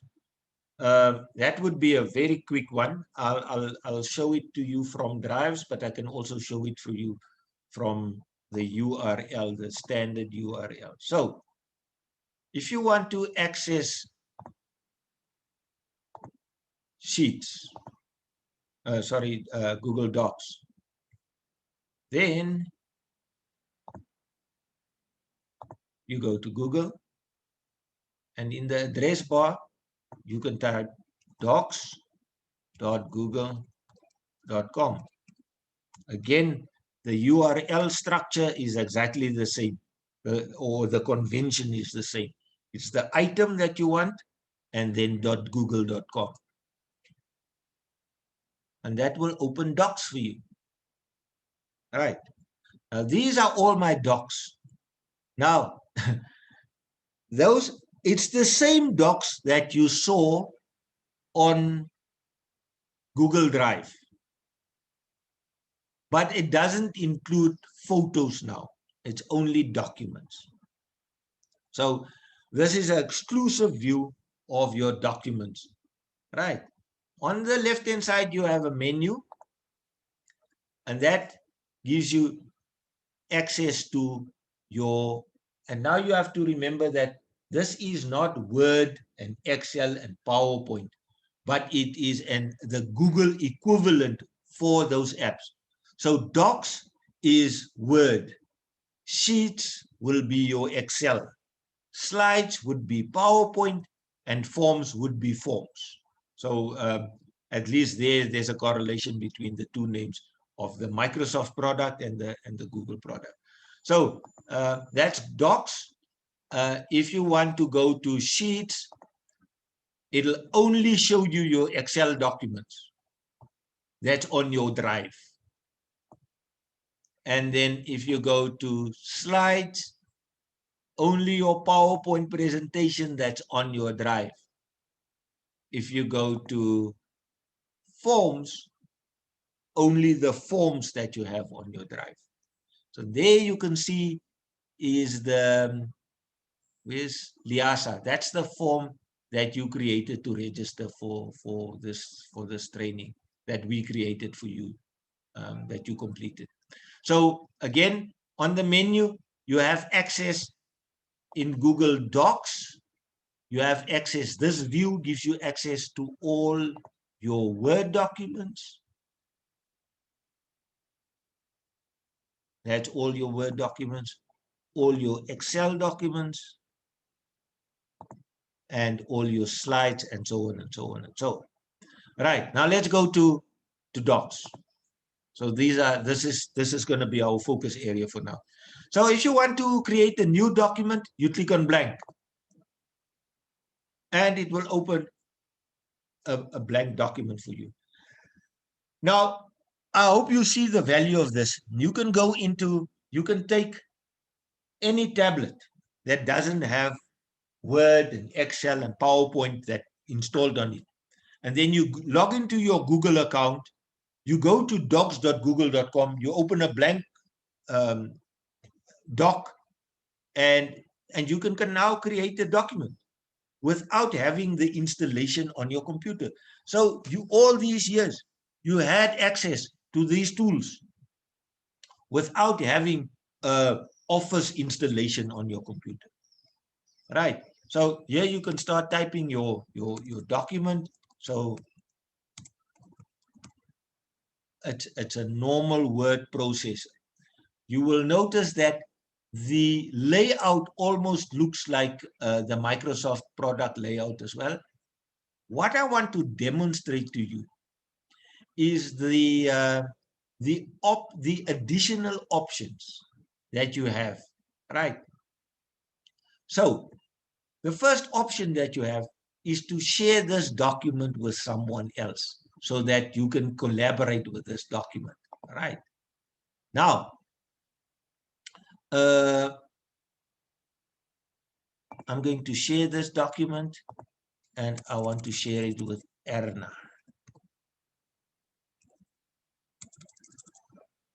Well, let me create it first and then we can share it. Share with Erna Mostert.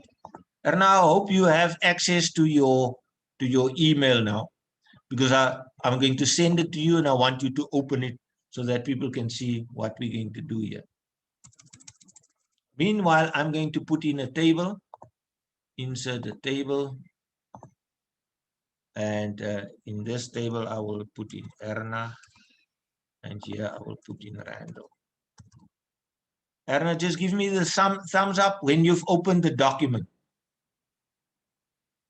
I'm just waiting for Erna.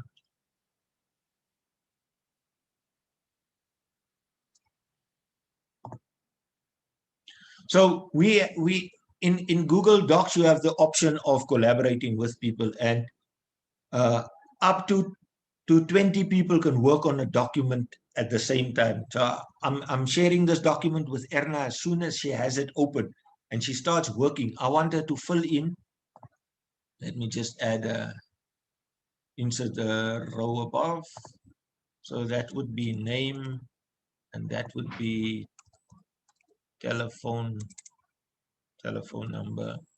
That will be email, and that would be town. So you can have a list of 20 people. The Excel, this table could be longer, and you can have 10 or 17 people. And each one of them, if they have the link, you just share them a link and you ask them to put in their details for you. So there will not be a need for you to get 20 emails with the details of one person. And then you must now collate it and copy and paste into one document. What you do is you set up your table and you send this document to 20 people. They get a link, they click on the link. There you can see the pink cursor. Can you see Erna there? So Erna is now on my document. Erna, I want you to fill in your details there, the telephone number and so on. I will fill in mine.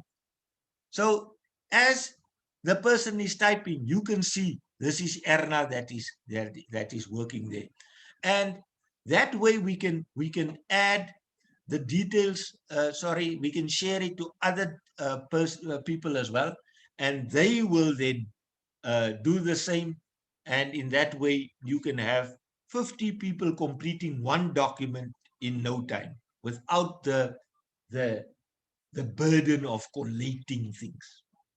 So what I've done is I have an Excel sheet for my trainers in the districts.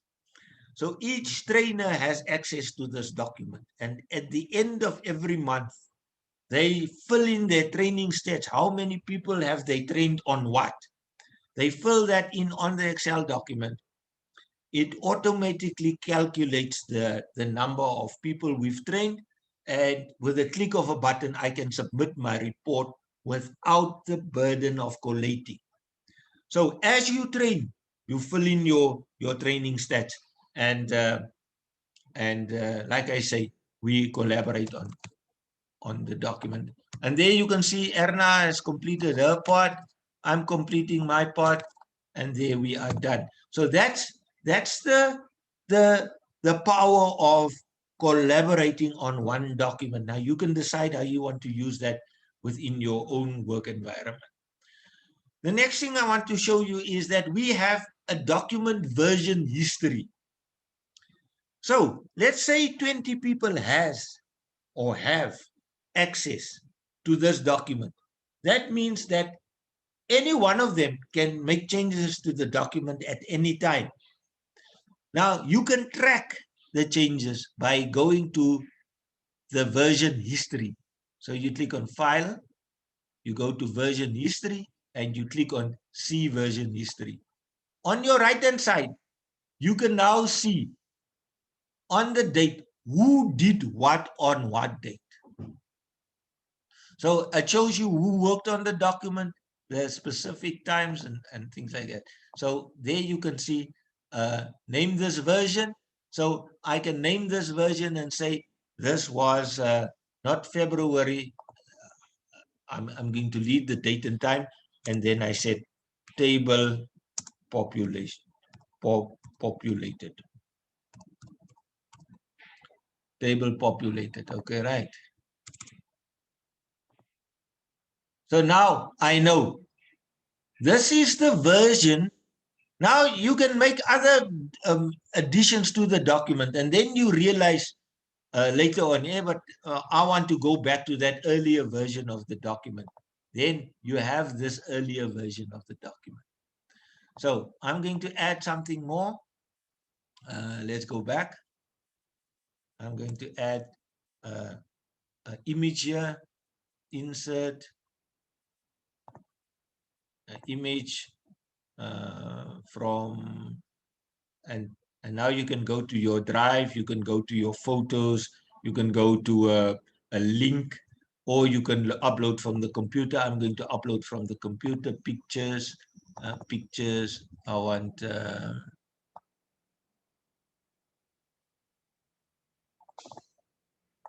something small. There I added a picture, and then I'm going to add text. 3. Right. Now I can go back to my file. I can click on version history and see version history, and there you can see there's my 3 additions. So you can see there, every time I edit the document, it's recorded, and you can name this specific version of the document, and then I can go back. Now I realize, hey, but this was a mistake. I want to go back to the version just before I added the picture. So I'm going to go back to that version, and then I just click on it. Wait. Why is it not now? Yeah, there.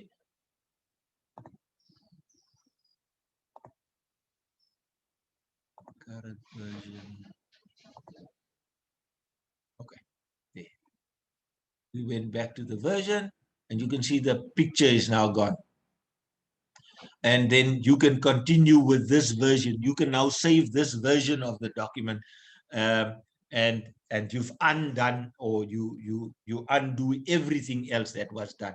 So you can keep track of versions, especially if you work on contracts, or if you work on a document and you start populating the document in January, and by September you can look at the different version of the documents. It keeps track of all the changes that you have done, and you can convert or revert back to a previous version of that document. And I think that's a powerful tool to have.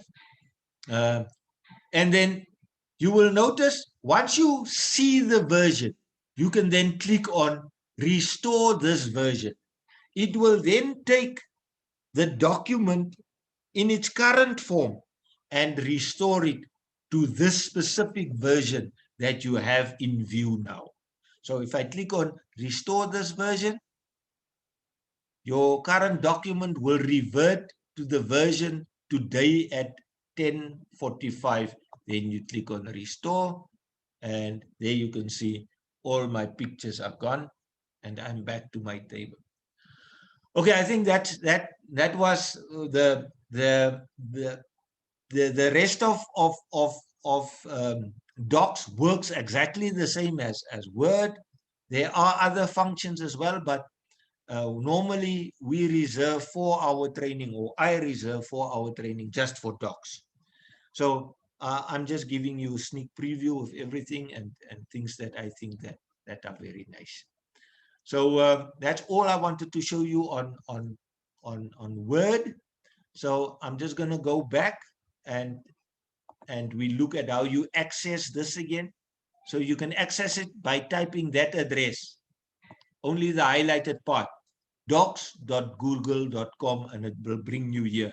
And from here on the menu, you can decide whether you want to see your Word documents, your Excel documents, your slides, or your forms.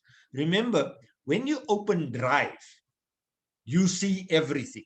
Your pictures, folders, files, Excel files, maps, all of it is on Drive. When you go to docs.com, you only see documents, and those documents can be filtered by clicking on Docs. Then you only see your Word document or your sheets or your slides or your forms, right? Then at the bottom, you see you can revert back to Drive, or you can use your waffle again and go back to any of the other apps, right? So that's Docs. In Google Drive, let me just go back to Drive again. In Google Drive, you can also access Docs by clicking on New and then saying, I want to add a new Google Doc. If you click on it, it takes you to a blank Word document. And then you can start working on this again. Any questions?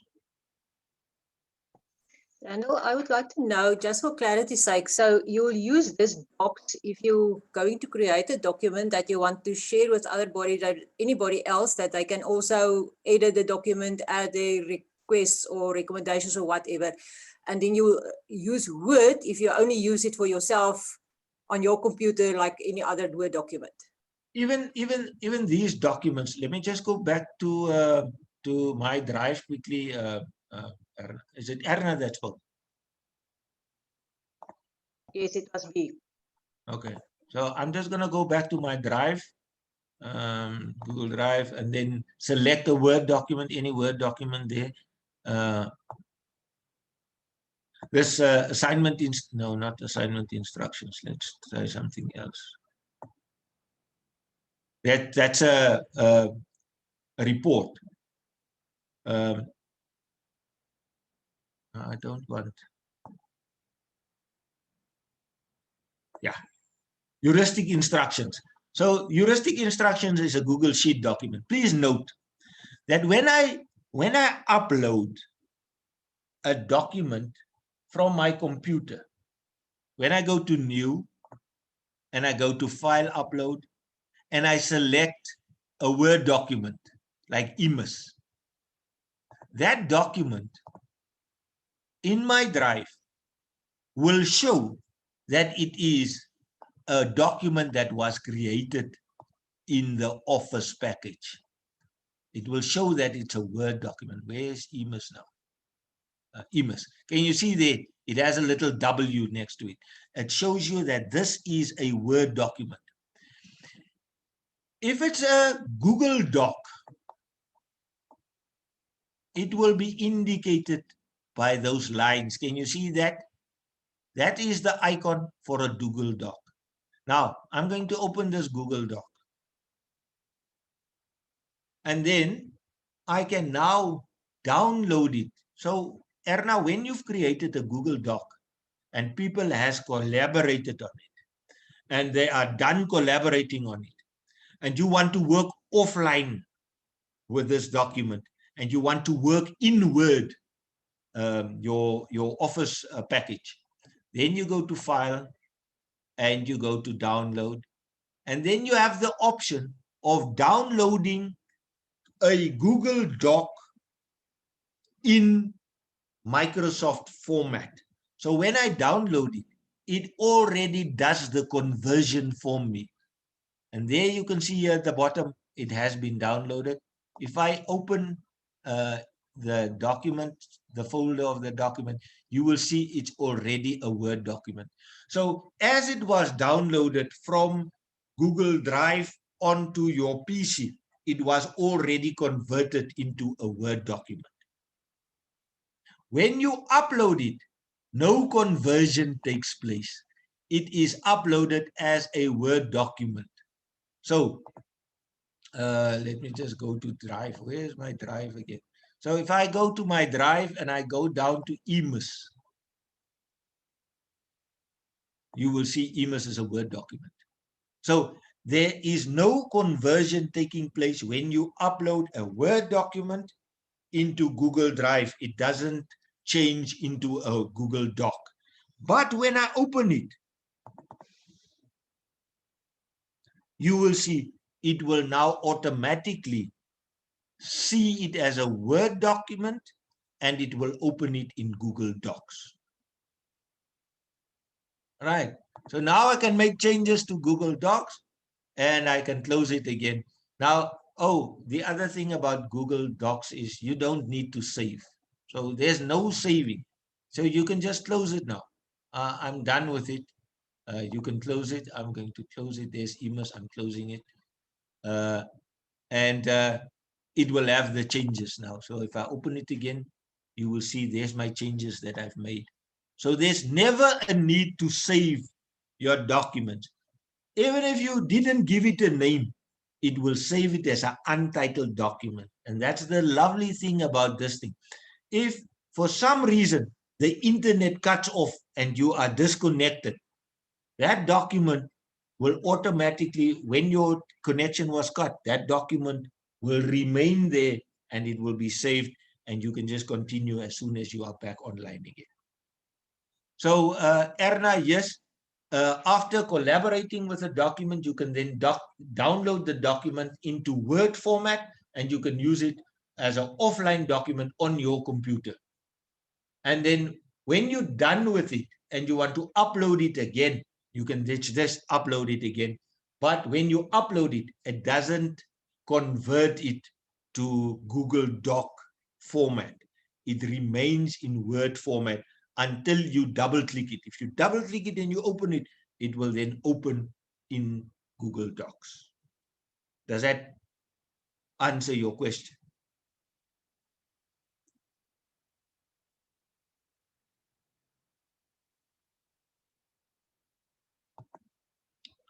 Okay. Colleagues, that's it for Word. So the same navigation protocols will apply for Excel documents and any PowerPoint documents. They work exactly the same. And you also have version control of those documents. Oh, by the way, there's one other thing that I want to show you. You can add comments. Let me just go to a Word document again. I hope you can all see the Word document. So you can add comments to a specific item. So personnel. I highlight that, right click, and then I go to comments and I add a comment, and then I say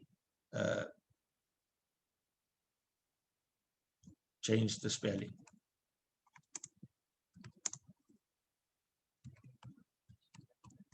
All right, and then I can comment it. Now, when the comment is posted, people that are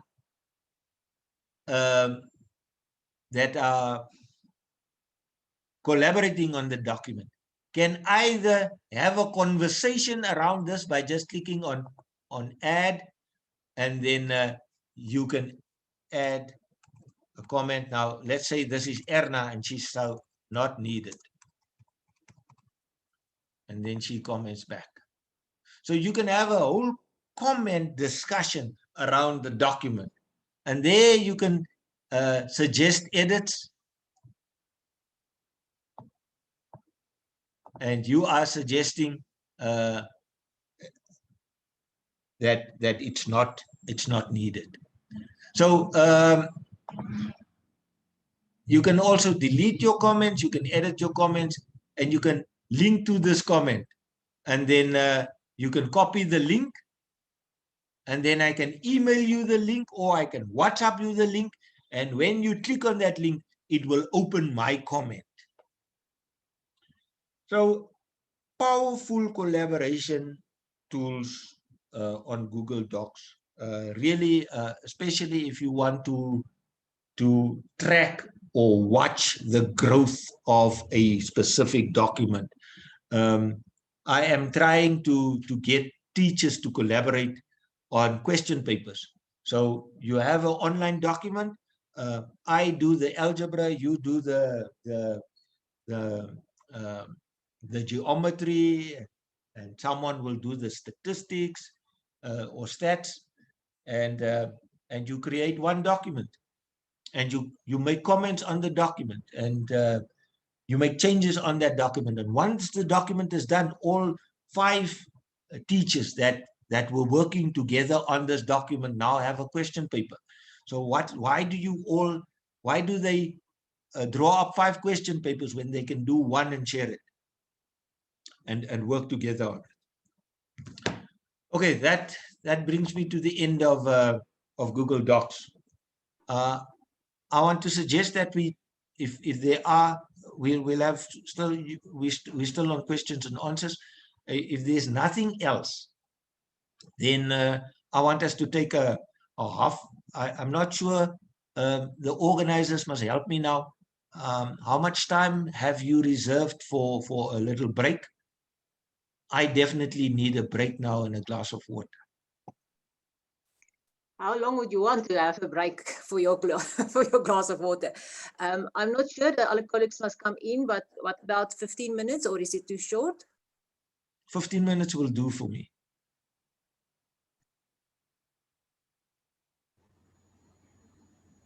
Ek stem, ek dink 15 minute kan werk.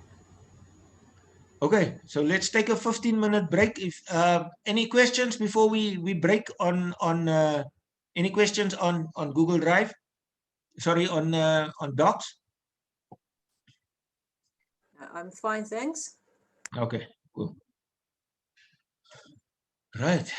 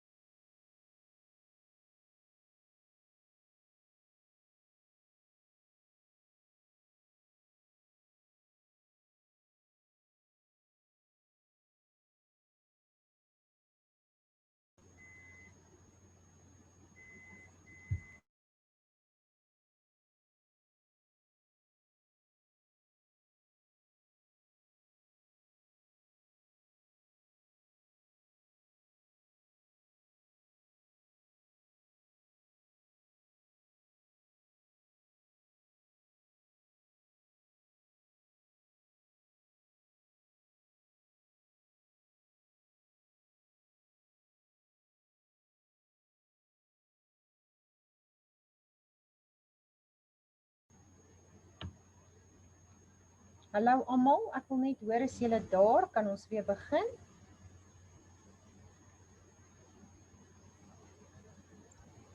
Ek is hier, dankie Matilda. Hi, ek is Randall? reg. Ja, so ek dink jy kan maar weer vir ons aangaan. Baie dankie. Okay. Okay, colleagues. Next up is Google Keep. Now, Google Keep is a fairly new or unfamiliar app, and I also just discovered it recently. Let me just share my screen with you quickly.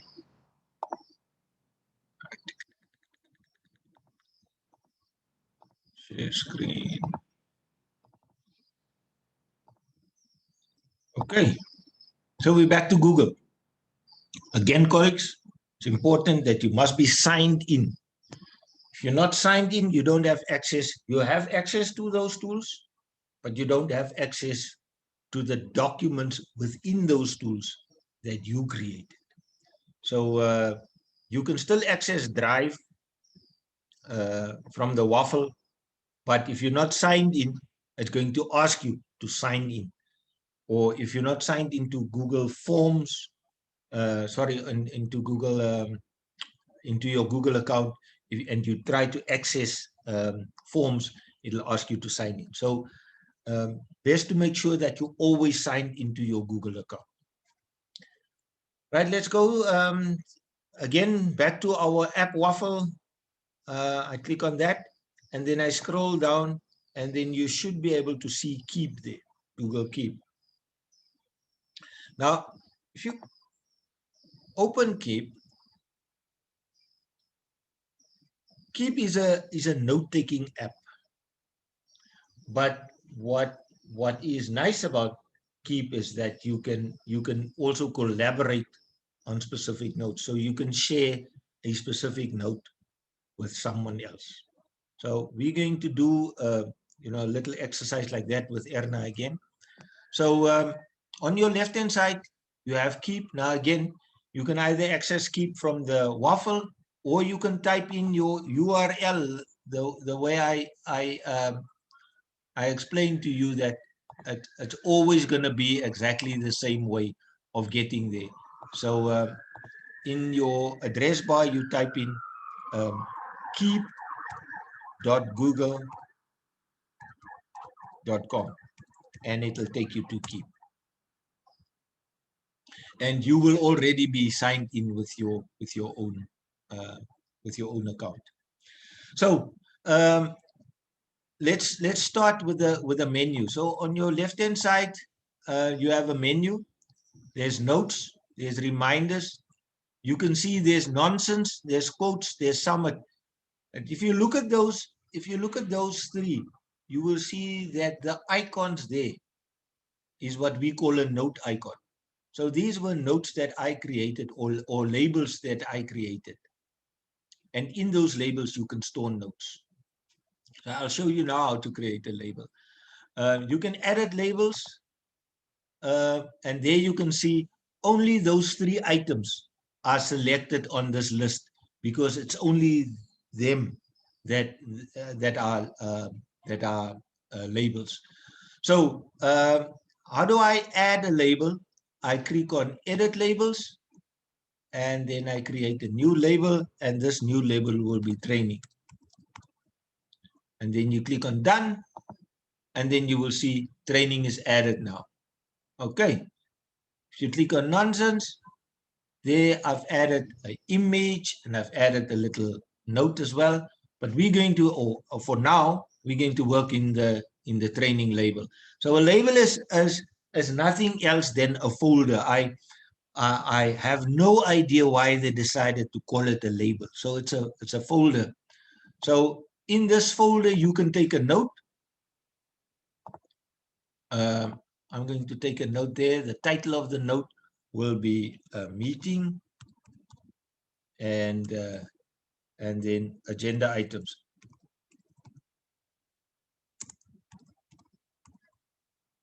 And then And then you can list your agenda items here. Now, there you can see we can add a collaborator. Now, I'm going to add Erna as a collaborator on an item, but not this one. And then you can see we can change the color of it. I'm going to make it purple. So you can color code specific notes that belongs to a specific topic or a work issue. And then you can add images on a note. If you click on the image button, it automatically opens your internet, sorry, your Explorer window. And then I'm going to go to pictures there. And I'm going to take Pathcare Namibia. Pathcare Namibia. There I've got my image loaded. And then here you can see I can archive it. What means archive? It means we're going to put it away because we're not working on it again.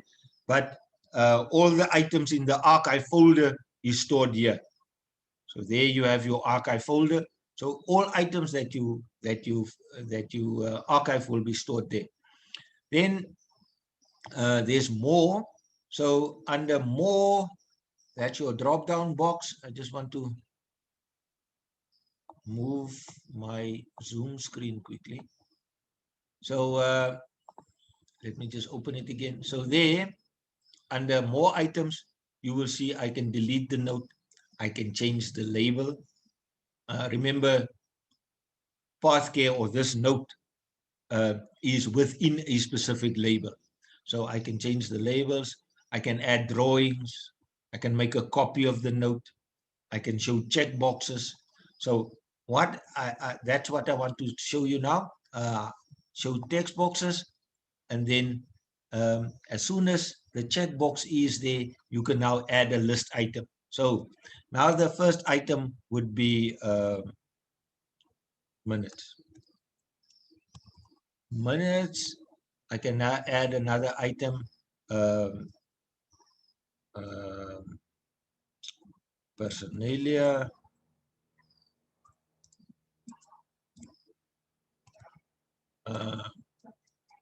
New items. End of year function.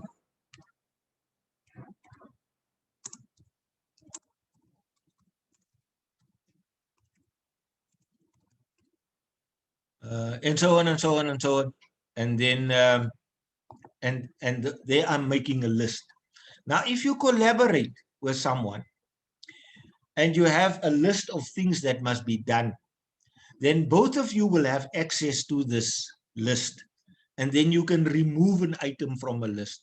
I'm going to add a collaborator now. And the person that I want to share with is Erna. There's Erna Mostert. Oh, and by the way, all these apps, they have access to your contacts. So here's good advice. Whenever I add a contact to my phone, I add the contact as a Google contact. So as soon as I sign in on any phone, if I sign in to my Google account, it automatically takes all my contacts and add them to my phone. So all these apps that are within the Google platform, they have access to all your email addresses and contacts. So once you've added, you can access any contact from any of the apps. I'm going to save that. Okay, so the idea now is, Erna, if you can open Google Keep, make sure you already signed into your Google account, and then you open Google Keep. Then you should be able to view the same item. This list will then, you can see there, shared with Erna Mostert if I'm moving my mouse there. So this list is now shared with Erna. Now Erna can add items and Erna can remove items. So for example, if I take agenda items and I am done with the agenda items, you will notice it's taken from the top of the list, added to the bottom of the list, and it has a line through it, meaning this item is done with. So you can have to-do lists within the organization, and then you can assign people to the to-do list. And as soon as that person is done with the work, he can just untick it or tick it, and then that way you can keep track of what has been done by the people that are collaborating on the document. So so that's how you add a note. And again, these notes, they can be added. We can add another note, and then you can put a reminder for next week, and you can edit that, and then there you can see it's a reminder of the training. You can add a collaborator. You can change the color again. It's training, so we will have the same color, or you can have a different color. And again, you can add images and so on and so on and so on. Now, important is that whenever you add a collaborator, you must remember that that collaborator has access to the document and can make changes to the document. There you can see a pop-up. Erna Mostert edited the document, and with all tools that we collaborate with, there's always a history, so you can always see who did what on the item. So there you can see, Erna, just delete one of the items.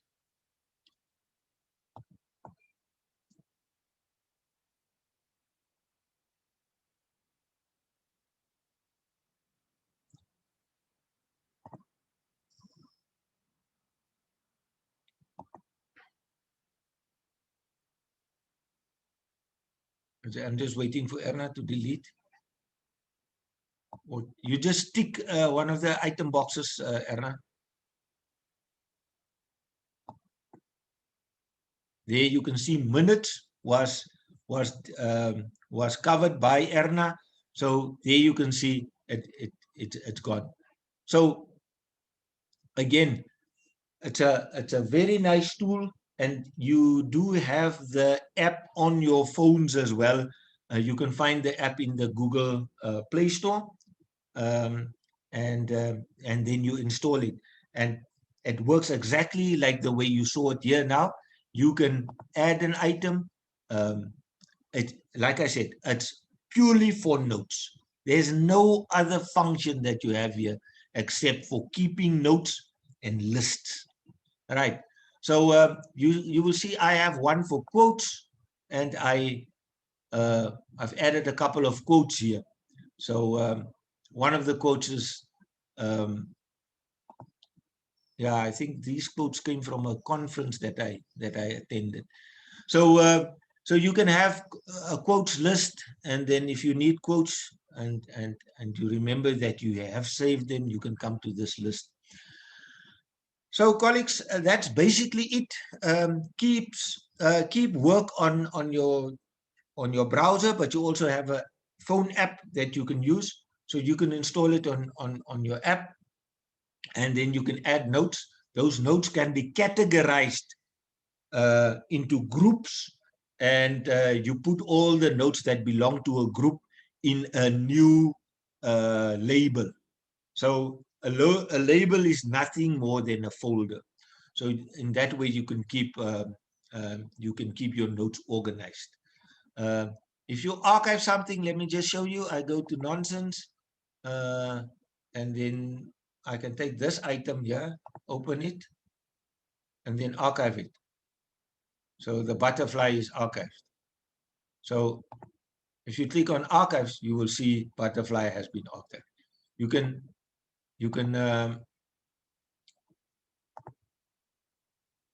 where is it now? Quotes. You can quotes, take that item, archive it, and you will see it lies under archives. Okay, and then you can also store links. So if you have a link let's say you can create a note. Let's go back to notes. Create a note, and this note is interesting or nice websites. Hi, websites. Websites. Highlight that. Let me just change it to the title. And then if you go to a, let's say,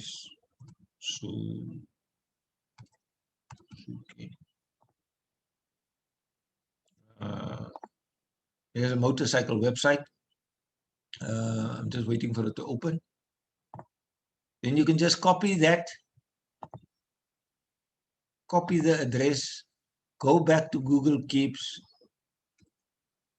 type it in, and give it a name and say bike website, bike site. There's a bike site. And then if you click on that, it takes you to the bike site. So you can even keep track of, and there's a little, you can see there's a little preview as well of the bike site. So you can keep track of sites with reading material, free books for learners. You can keep track of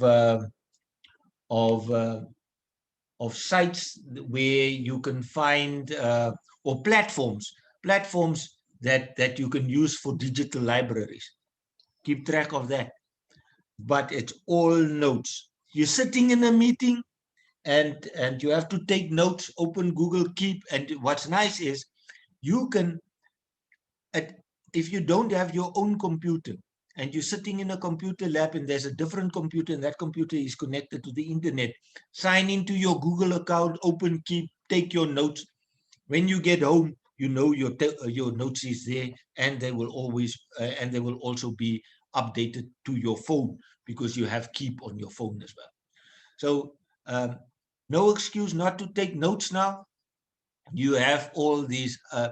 What is a pity, and I saw on a forum that they asked Google to include voice notes so that you can create voice notes that you can play back later.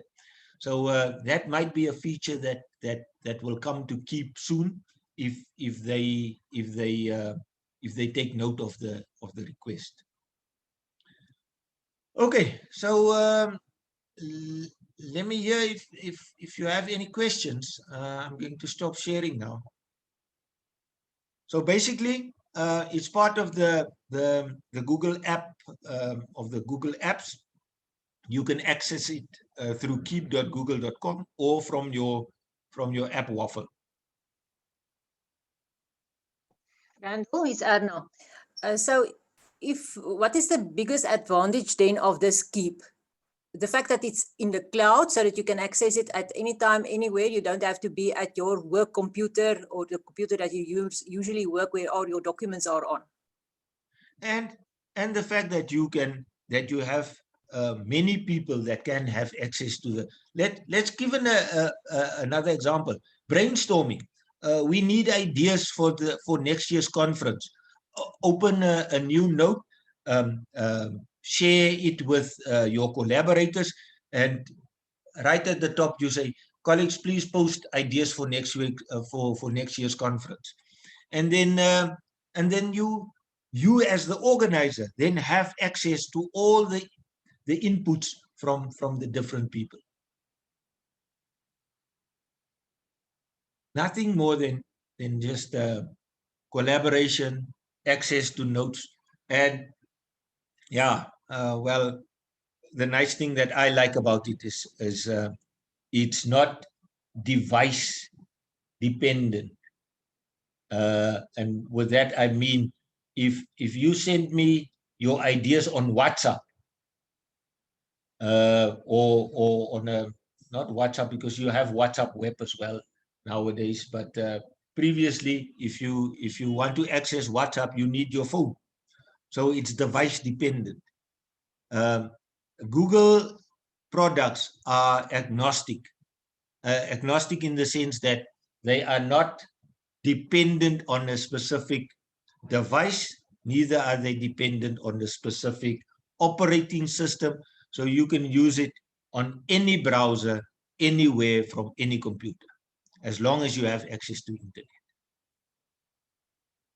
So that means I have now a folder on my computer at home saying interesting. So all kinds of interesting quotes or pictures or whatever is now in that folder. Now I'm at work and I'm not at my work, my home computer, and I want access to that. So I can't have that because it's on a specific computer, but if it's in the script, I can do it from home and from work.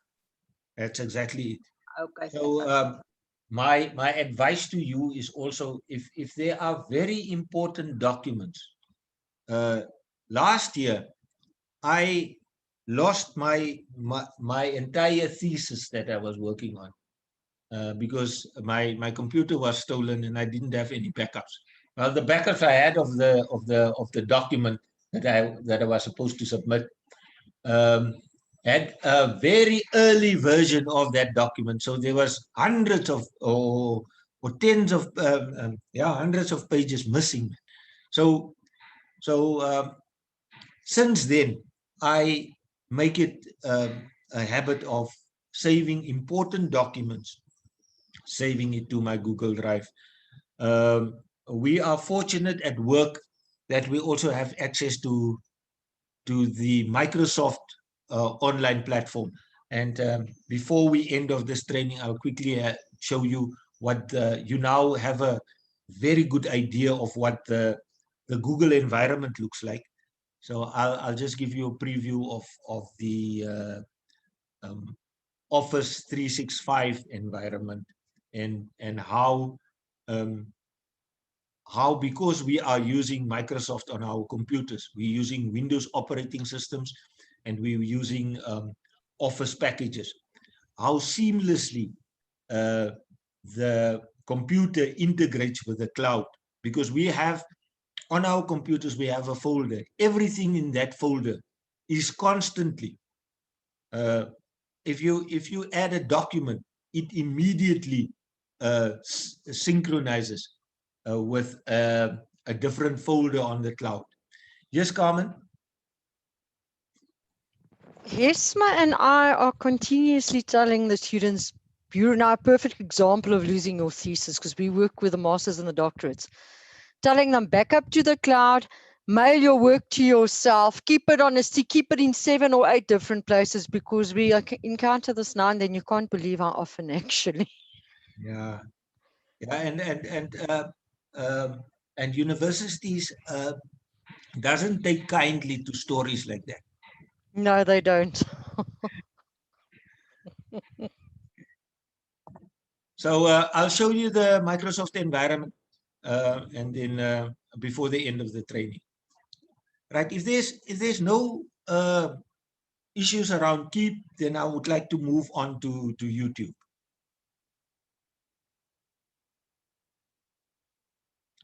Okay, YouTube. Let me just share my document or my screen.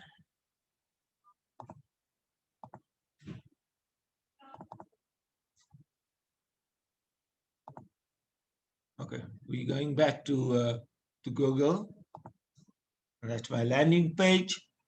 And then I go to my little waffle. And from there, I select YouTube. All right.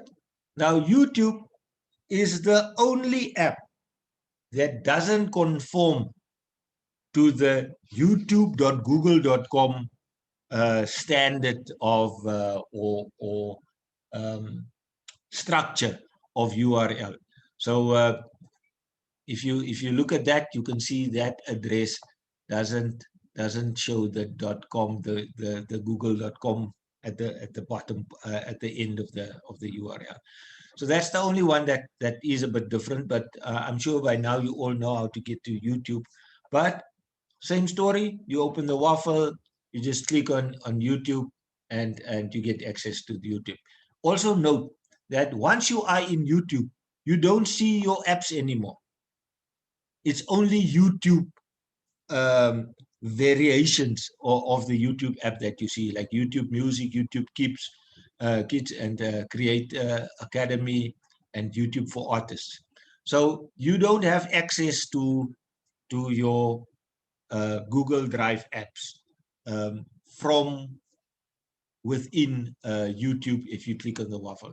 So just take note of that.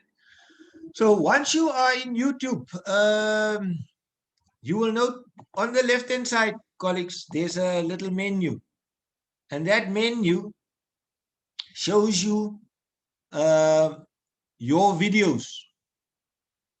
Now, if I click on my videos, these are all the videos that I uploaded to YouTube. So not a lot, I'm not a big YouTube user, but I have uploaded some videos. One of the videos that I uploaded is how to install Zoom. It's a Zoom tutorial. So what I did was I created the video, loaded it onto my profile, and then I sent links to all the officials here in the department that doesn't know how to get the YouTube app installed. So all they do is they just watch the video. The sound is not on now, but you can see me in the background there explaining how to get to the YouTube site, sorry, to the Zoom site, how to download the application, how to install it. The whole video is then linked to my YouTube profile. Okay, let me just end it there. Sorry, colleagues, I just want to stop sharing quickly. Open it now again. That video is filling my own screen now. Okay. Back.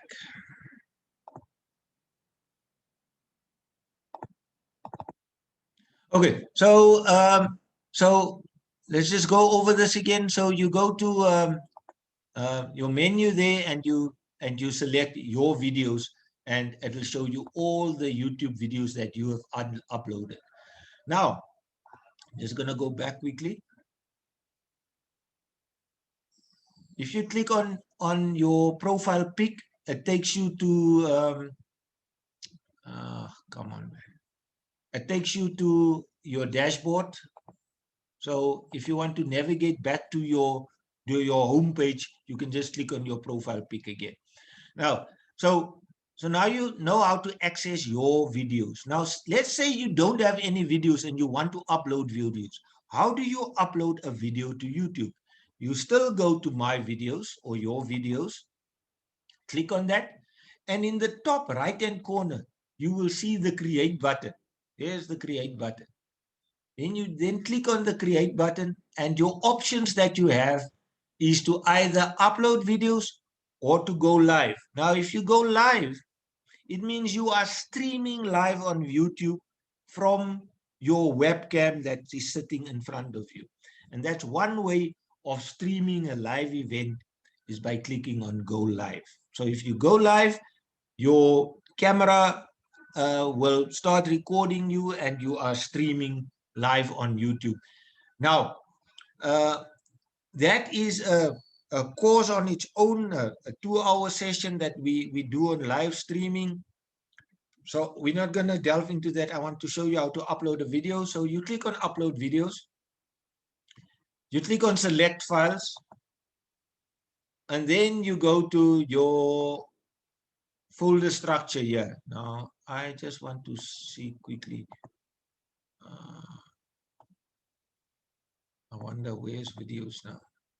Videos. Oh, there's nothing.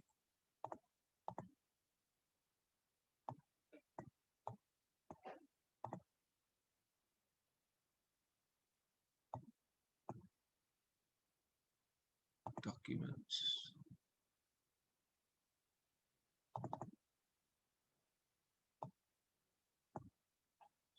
Oh,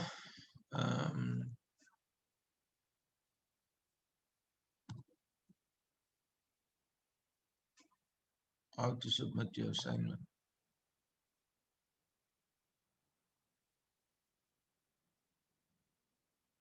Okay, I think we can upload that one. How to submit your assignment. How to submit your assignment. Open file location. Here's the video.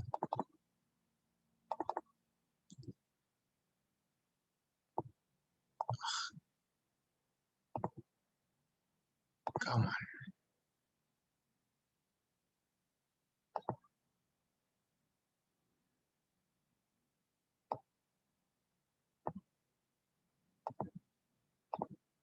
Just trying to find this folder here.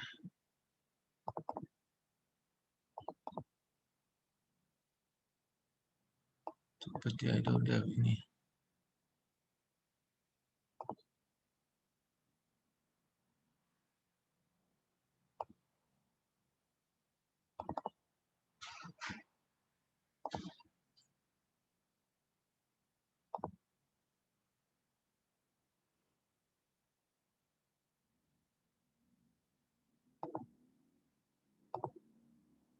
Okay, there's a folder file that I uploaded.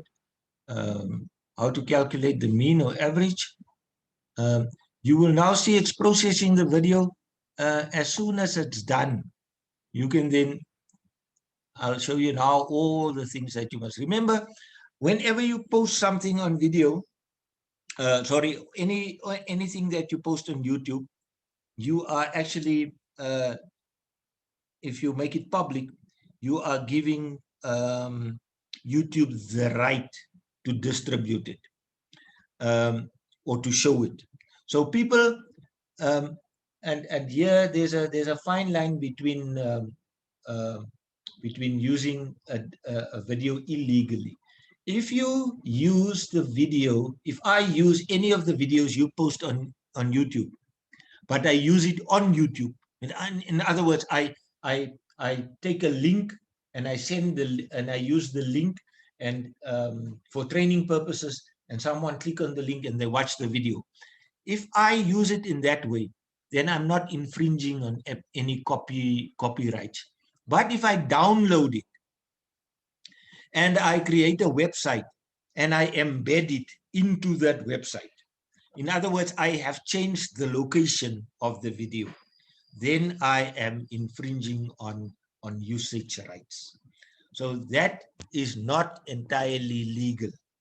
But any video that is publicly available on YouTube may be used as it is in YouTube because YouTube has distribution rights. When you upload it, you give them distribution rights.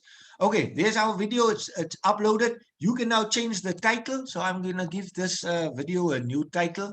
The title is Math Lit. And description, calculating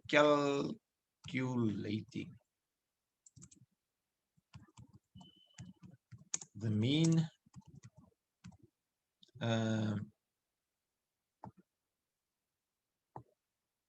I can you don't have to, you can decide if you want to have a thumbnail. Now the thumbnail is the image that will be displayed with the video, so I can click on that one. And then playlist, you can add this to a playlist. We're going to get to playlist now. And is this video made for kids? You will remember that when I clicked on the waffle, there's YouTube for kids. So if it's kid friendly, and it's public, it will be then displayed under the kids.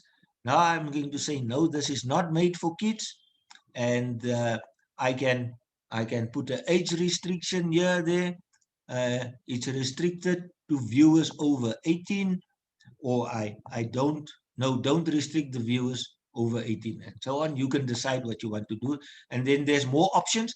Now, under more options, you can add tags so that when people search for the video, that so tags would be Khan Academy, math.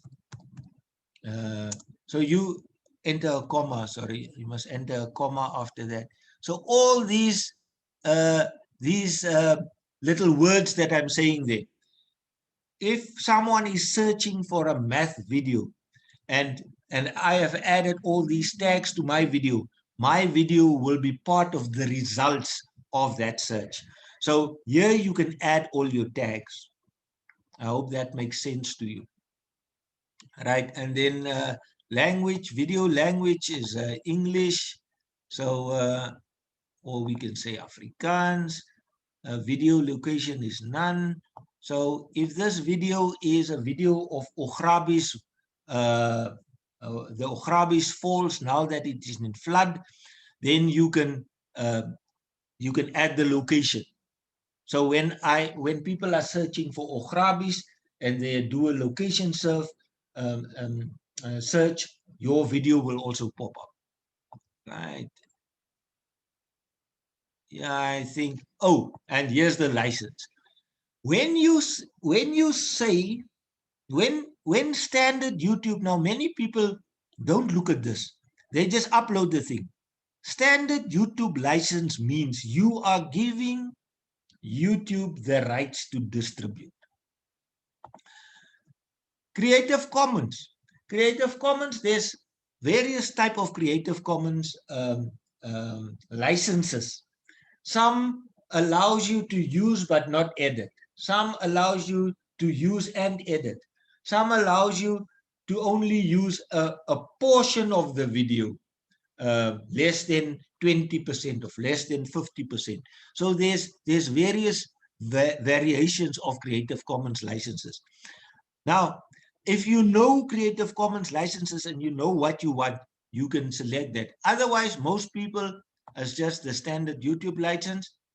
And again, Creative Commons licenses, we can keep you busy for an hour just on copyright issues there.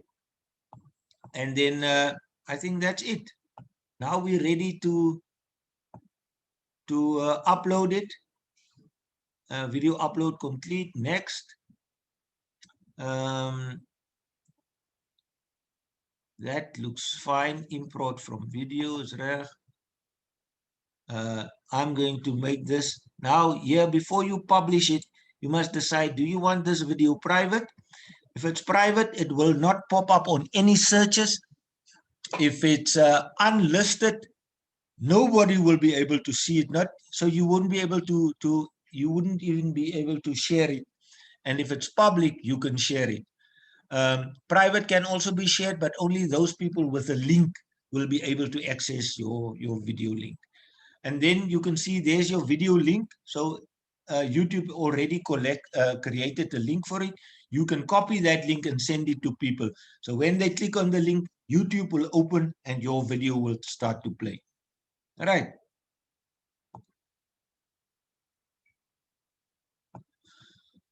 Okay.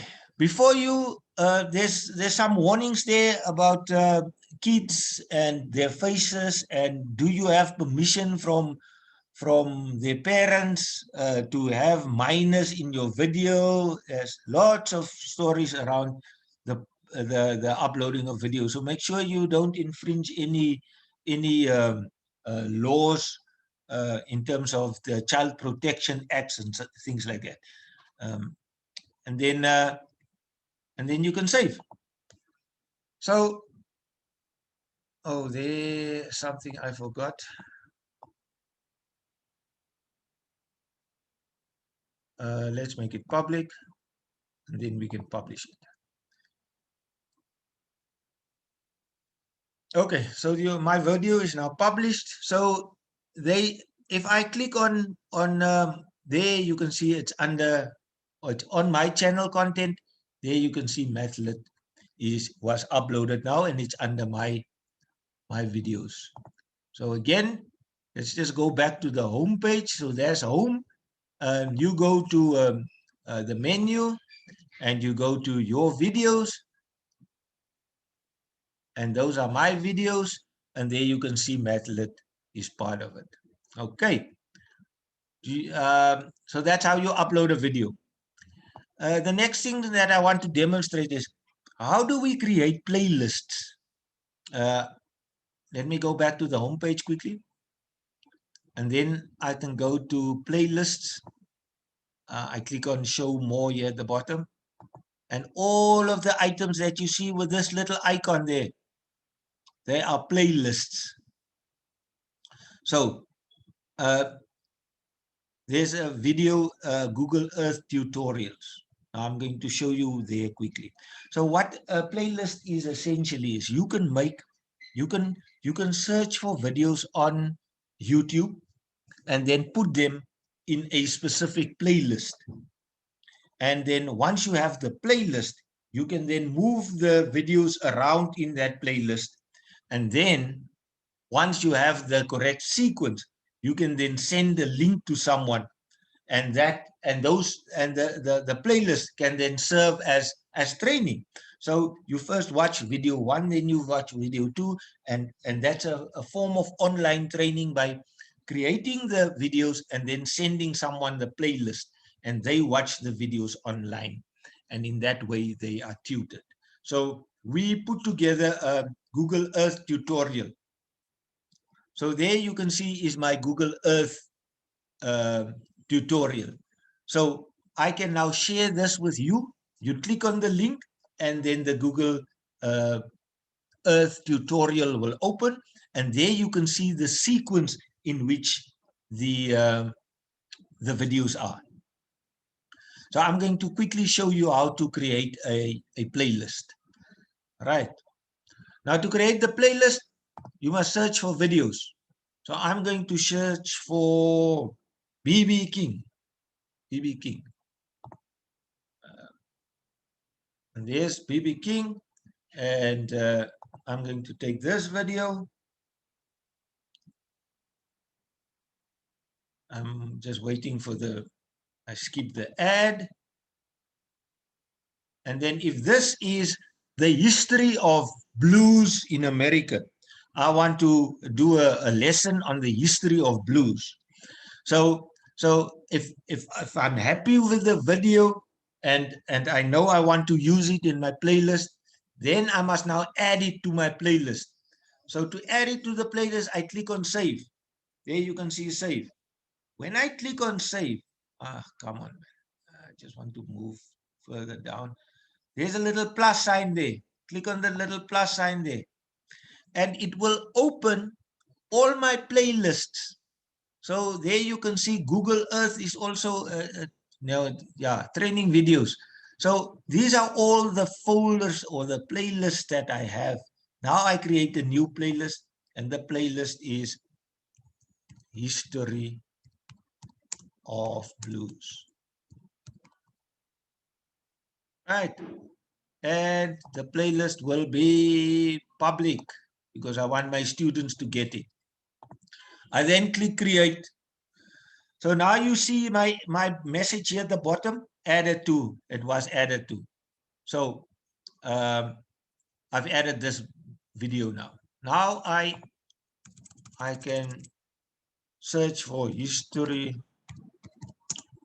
of blues.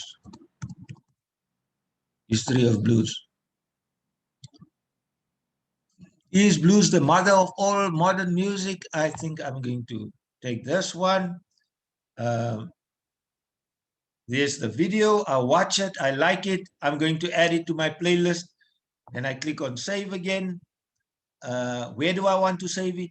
I want to save it in the history of blues. And then I close it. And it's done. So at some point, you now have enough videos.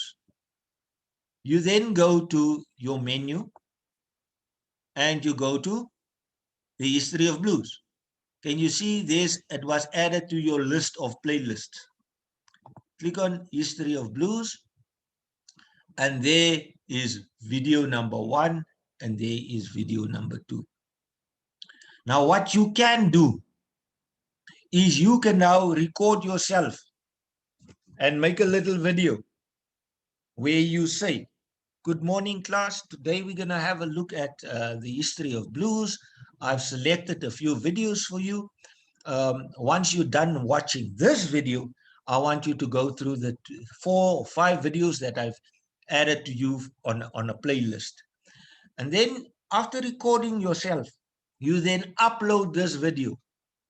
And I just showed you how to upload a video. So after recording yourself, you upload your video and you add that video to this playlist. And you now have an introductory video with yourself in the video. And then you have video number 1, video number 2, video number 3. And in that way, you can create a playlist. So once you have your playlist, you can then click on, if I click on the playlist here, you will see there's my share button. I click on share, and then I copy now you can either share it with email. It will then open your email application and you and insert the link will automatically be inserted. I don't really like that way of sharing. So I want to create my own little email. So I'm going to copy that.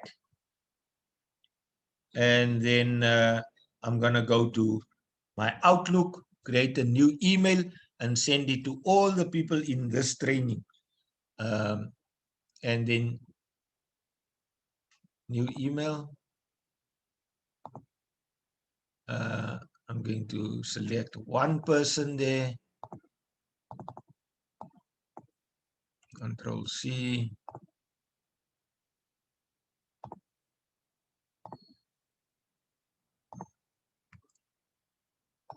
Right, and then I must just copy my video bars, Okay, copy my link, paste my link, and then send it, and we are done.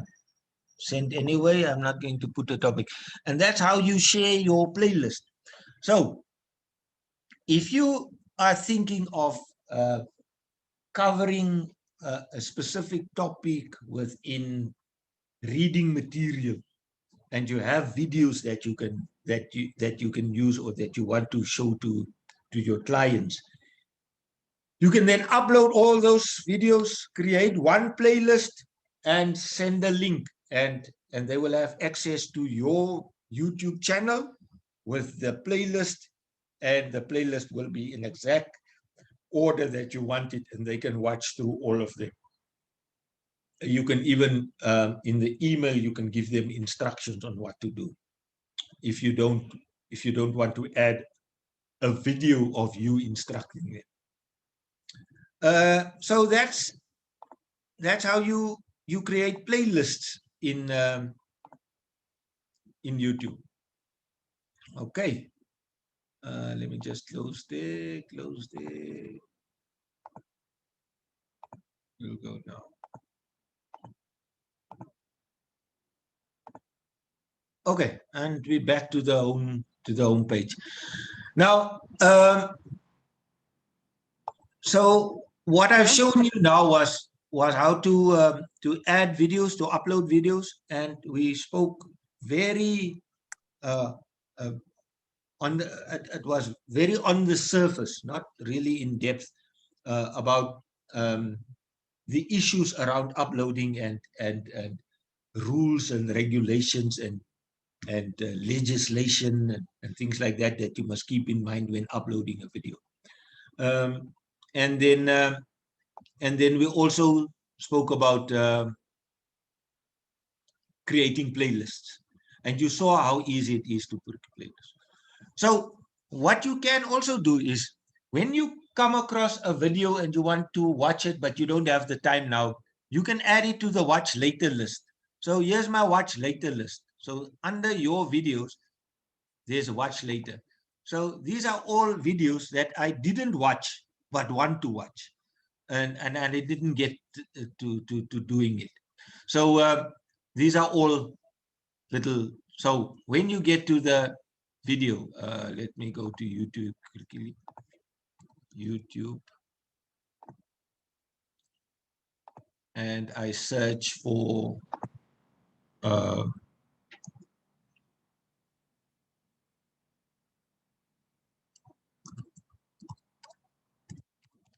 of blues. There's a documentary that I want to watch, but I click on it, and then here you can watch later. Where is it now? Let me just go back. I just want to see.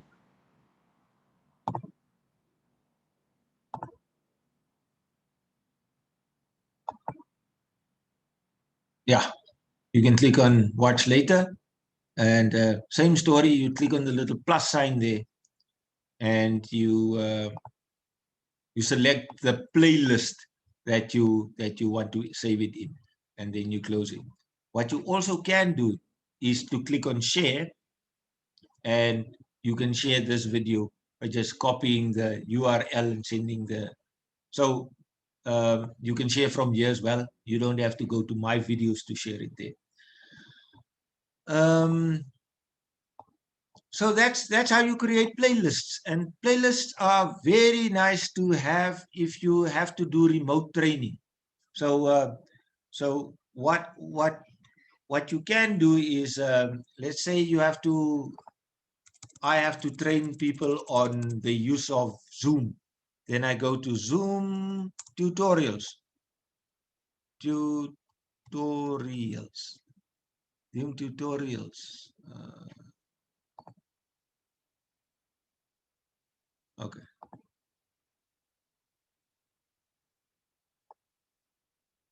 Okay. So there's a little tutorial on how to use Zoom. What you then can do is, I just want to see if there's more. Okay. Yeah. Here's a complete video conferencing site with just videos on video conferencing. So what you can do is you can then take some of these videos, create a playlist for you, and the first playlist would, the first video could perhaps be an overview of Zoom. The second one is how do I download Zoom? The third one is how do I install Zoom? Fourth one is how do I create a Zoom account? Fifth one is how do I schedule a meeting, and so on and so on and so on. And then you build a live playlist, and then once you have your playlist, you can use that and send it out to your employees and say, guys, this is in-service training on the use of Zoom. Watch the videos and implement. So yeah, that's Zoom. That's all I intended for the day. The one was to show you how to upload videos, because most of us use Zoom to consume. We are not contributors to Zoom, but we consume. So we search for videos and we use the videos, but we never contribute. So now you know how to contribute and how to make your topic public or your video public, so that it will be included in search results. Are there any questions? Yes, Carmen. Of is that Can nog? you help this silly woman? You set your phone to back up to your drive. Where do those things go that you back up? How to find them? Yeah. Are you using an Android phone? I've got a Huawei. Yeah, that's an Android phone. Yeah. Okay. So Android phones, there's two ways of selecting your backup procedures. If it's a Samsung Android, Samsung has an app that you can create backups. It's called Samsung Backup. Now, it's going to ask you for a username and a password. Once you've set it up, then you have a Samsung account for backup. And then if you get a new phone, you can then go onto the internet to the Samsung Backup site, fill in your login details, access your account, and back it up. most of the Android phones make use of Google for backups. Now, the only way of accessing that backup is through the phone again. So once you have a new phone, you go to the Google app and you add your Google account, your Gmail account, you add. If you add your Gmail account, all the apps that's related to Google will also be signed in. That's an automatic thing. So you will then have access to your Google backups. So you can then go to backup on the phone menu, go to backup, select Google backup, and it will recognize your Google account, sign yourself automatically in, and show you the different versions of backups. Every time a backup is done, it's done with a date. And then you select the date of backup that you want, and it will automatically reinstall all your files. I hope that will help, but you can't, I have not seen my Google backup of my phone on my drive, if that is what you are hoping me to tell you, that it's somewhere on the drive. No, that's question answered. I was just wondering because I mean your phone gets stolen, so you back your stuff up back to your phone, and then it's like you go and look for the stuff because you know your backup is set to back up to your Google Drive or wherever, and then you feel like an idiot because you can't find stuff. No, you have to do it through the phone as well. So on your phone there will be a item under your settings or backup. There must be somewhere, there must be a menu item backup. All right, thanks, Randall. Okay. Any other questions?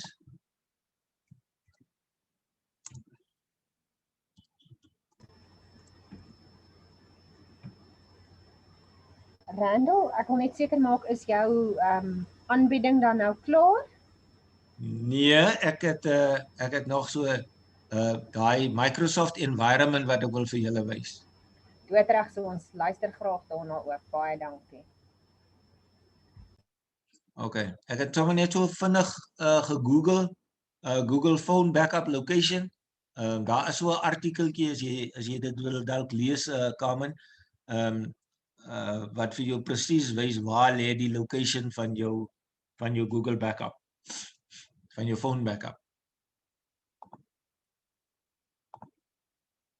Okay, the last part of my training is just to, in my presentation, I said the two giants in app and platform services are Google and Microsoft. And I just wanted to show you what the Microsoft environment looks like. So let me share my screen. Or is it shared already? No, not. Okay. So I'll quickly take you to the Microsoft environment. I just want to close all these open. All right. Okay. So I'm going to search for Microsoft login. Soft 365. So everybody at work is supposed to have Office 365 accounts. We're busy rolling it out at the moment. Now, Office 365 has two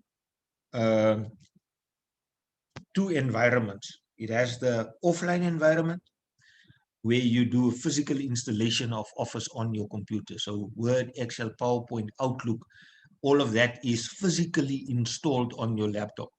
So that is the offline environment.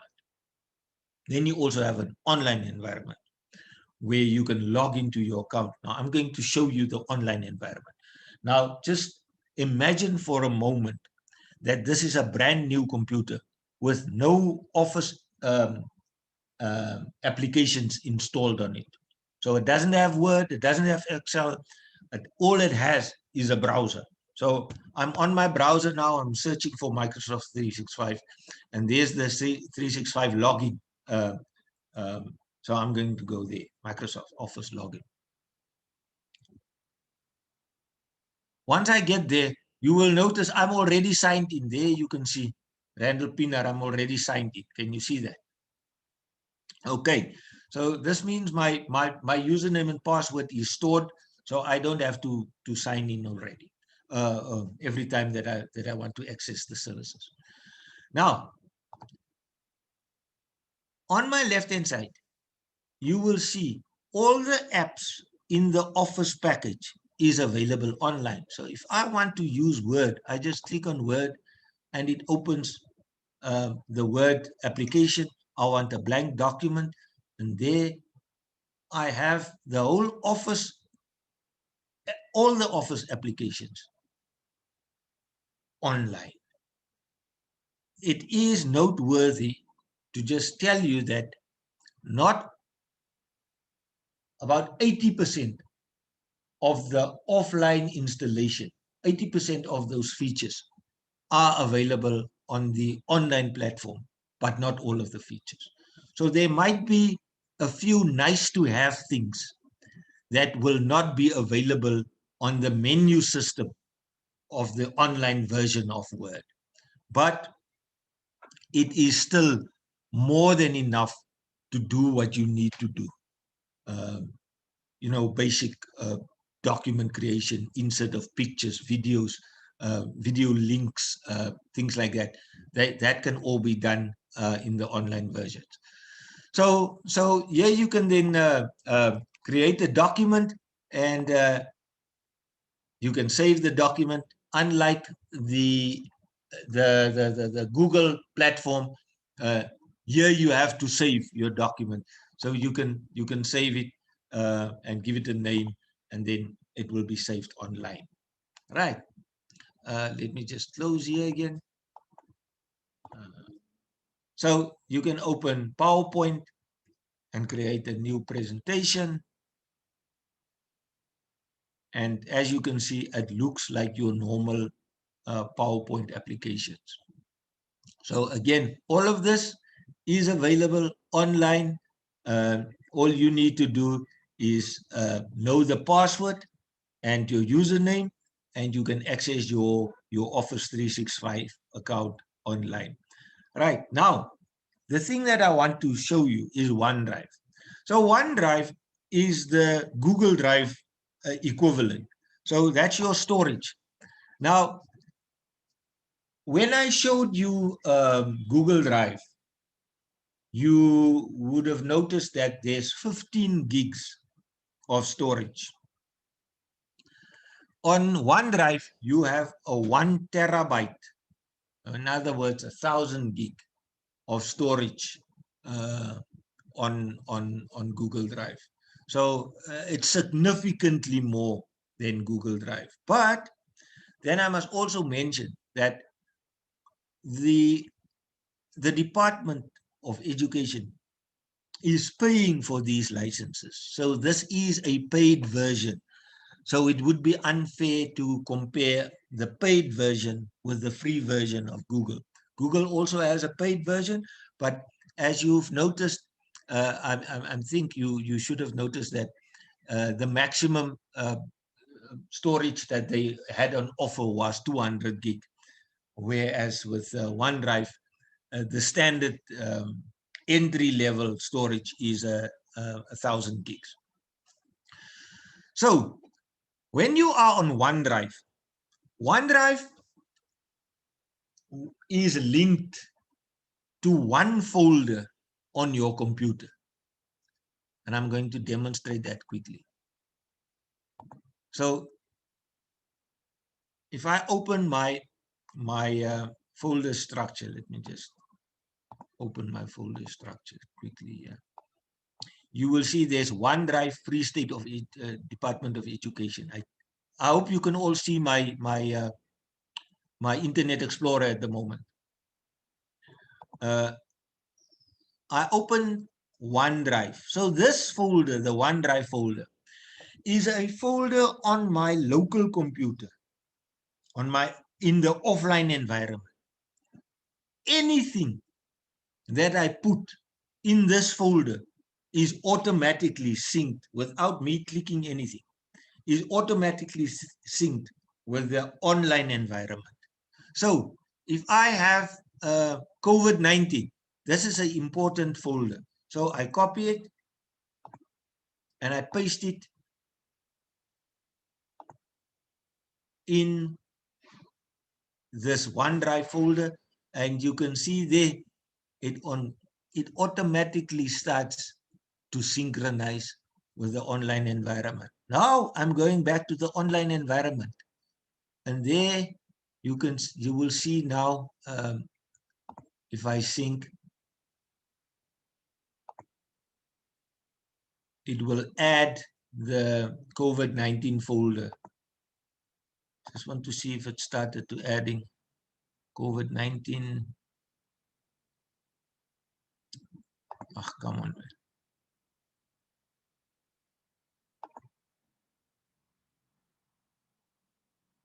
Okay. Yeah, here you can see all the green ticks means these are files that already synced. So if I open Moodle, if it has a little green tick under status, it means they have already synced with the online environment. So I'm just going to refresh my folder here, and there you can see is COVID in the online environment. If I open it, there's all my documents. So this is the really nice thing about the Microsoft environment, because we are using Microsoft in the offline environment as well. The offline and the online environment is constantly in sync through one folder. So anything you put in this folder that I have here on my computer, this OneDrive folder, anything that goes in there is automatically synced with the online environment here. And from here, you can share any of these documents, and you can get a link. There's the share button, and then let me just get rid of the screen. My Outlook is constantly. So if you right click on an item, you can then share it. And then if I share it, there will be a link. Now you can, now there's two ways of doing this. I can type in here Erna Mostert, and then I can type in the next person, Randall Pienaar. Or I can just copy the link, go to my Outlook, and then send it there to whoever I want to send it. But you can do it this way also. And then you will get an automatically generated email that says, dear Erna, Randall has shared something with you, and then you can just click on it and you will have access to this folder. So this is what the Microsoft environment looks like.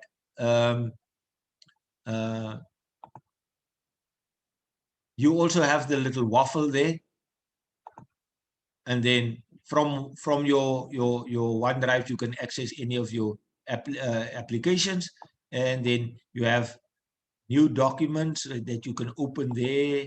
You can open a new Word document, a new Excel document. These are recently used documents. And then if I click on more docs, it'll open a folder with all my documents. You will remember this was my landing page when I opened it.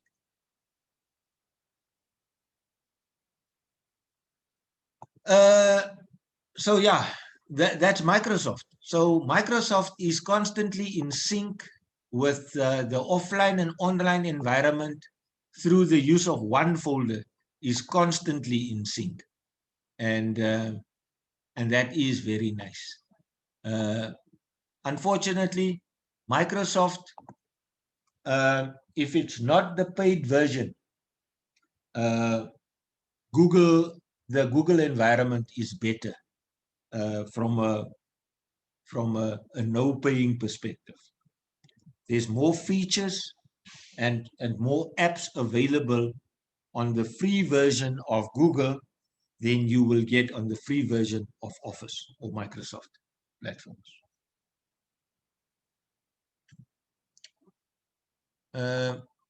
That's it, colleagues. That's now really the last. Are there any questions on the Microsoft environment?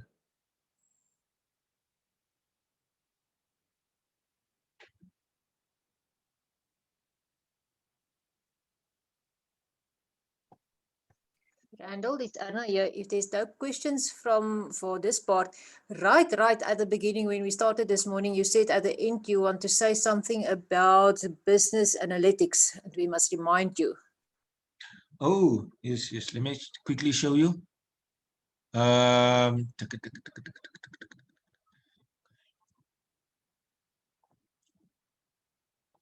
Business analytics is part of the Google package. So we have to go back to Google quickly.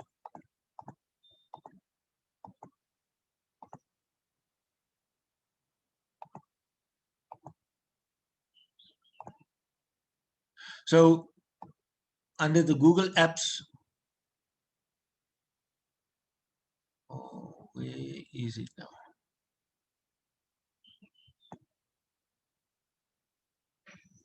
Let's just search for it. I just want to get the name right.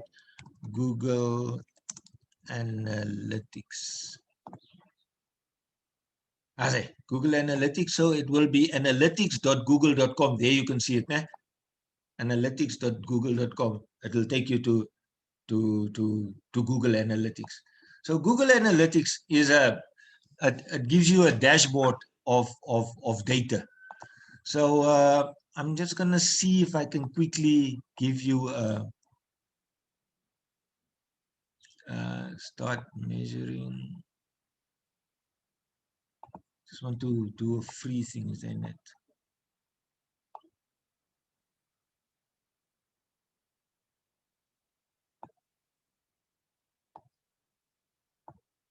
Set up for free. Account name Randall Pienaar at gmail.com. Randall.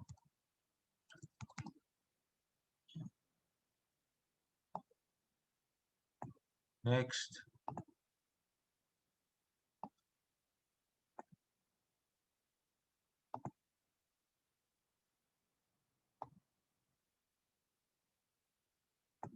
Yes.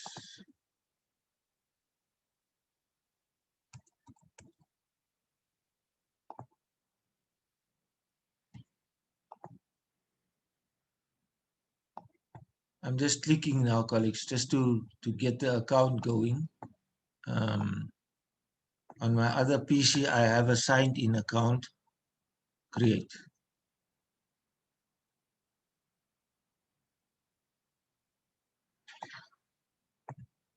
I accept. You obviously can't disagree with any of these things they say. Otherwise, you're going to go nowhere. Save.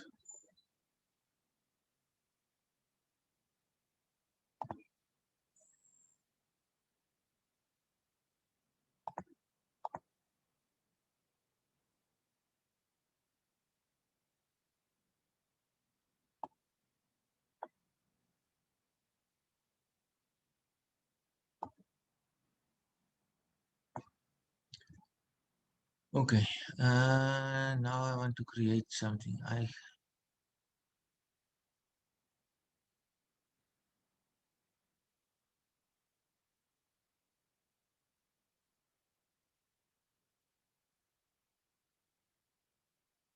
just want to, the environment looks totally different now. Create.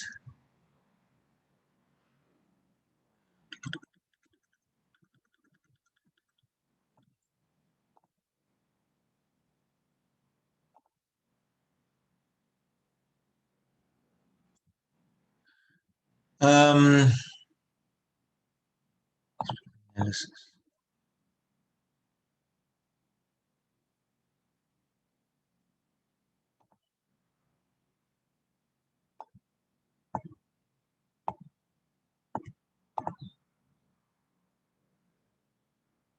There's a trying to find the. Now I'm going to waste your time now, Erna. This looks completely different from the account that we have. But what it does, I don't think I am in the right type of account. But what it does is you take a Excel sheet. Let's say I take a sheet of all the schools and the learner numbers per school. And in the school sheet, I also have the districts. You can then take the sheet and import it into Google Analytics. And then within Google Analytics, you can say, okay, right, build me a dashboard that shows me the number of, I'm sure you're all familiar with a map of South Africa, and then it shows you the COVID numbers in the different provinces and the number of deaths and so on. So that information comes from an Excel sheet. So you can then build the analytics and ask Google Analytics to give you a dashboard of the number of learners in each of the province, each of the districts. And then you can extract specific schools and ask for the number of learners only in those schools. And it will build you a little dashboard with all the graphs and diagrams and maps and things that you want. So that's a very nice tool. If you want, I will do a little recording and send it to you that you can share to the colleagues, because I can't find my way in the way the app looks now, and I'm going to waste your time. So I'll do a little video and send it to Erna, and then you can have a look at what Google Analytics does. Sorry about that.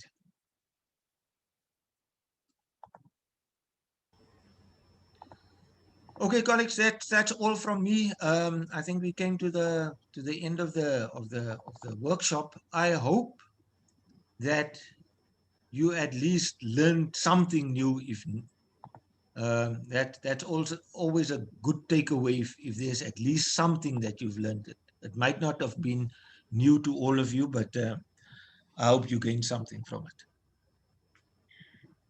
Randall, I am certainly sure that we all have learned, as you say, either something or, like me, I have learned a lot. And there's a lot of this that I would like to investigate more and see how I can implement it in my workday. I hereby would really like to thank you, to say, for all the time you have spent to prepare this presentation to us. We really appreciate you sharing all your knowledge with us.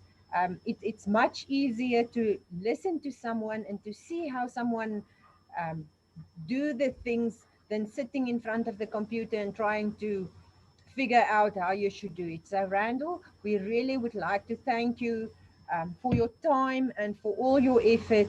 It's much appreciated. Then I also just want to make a comment. This presentation has been recorded, and Anna-Marie said that she will forward a link to us so we can all re-watch this presentation if you would like to revisit some of the stuff that Randall has shared with us. Colleagues, thank you for all your time, and Randall, thanks again for your presentation. Thank you. It's a pleasure. I will, sorry, just one last thing. I would like Erna will send out evaluation form to you, similar to the Google form.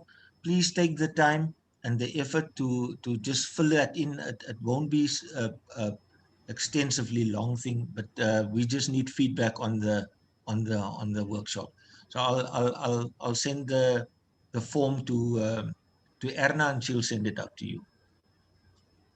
Thank you, Randall. As long as you don't expect of us to do a portfolio of evidence of this whole thing, we will gladly complete your questionnaire. Thank you, everybody. Okay, bye-bye. Bye-bye. Thanks, Randall. Thanks. Bye.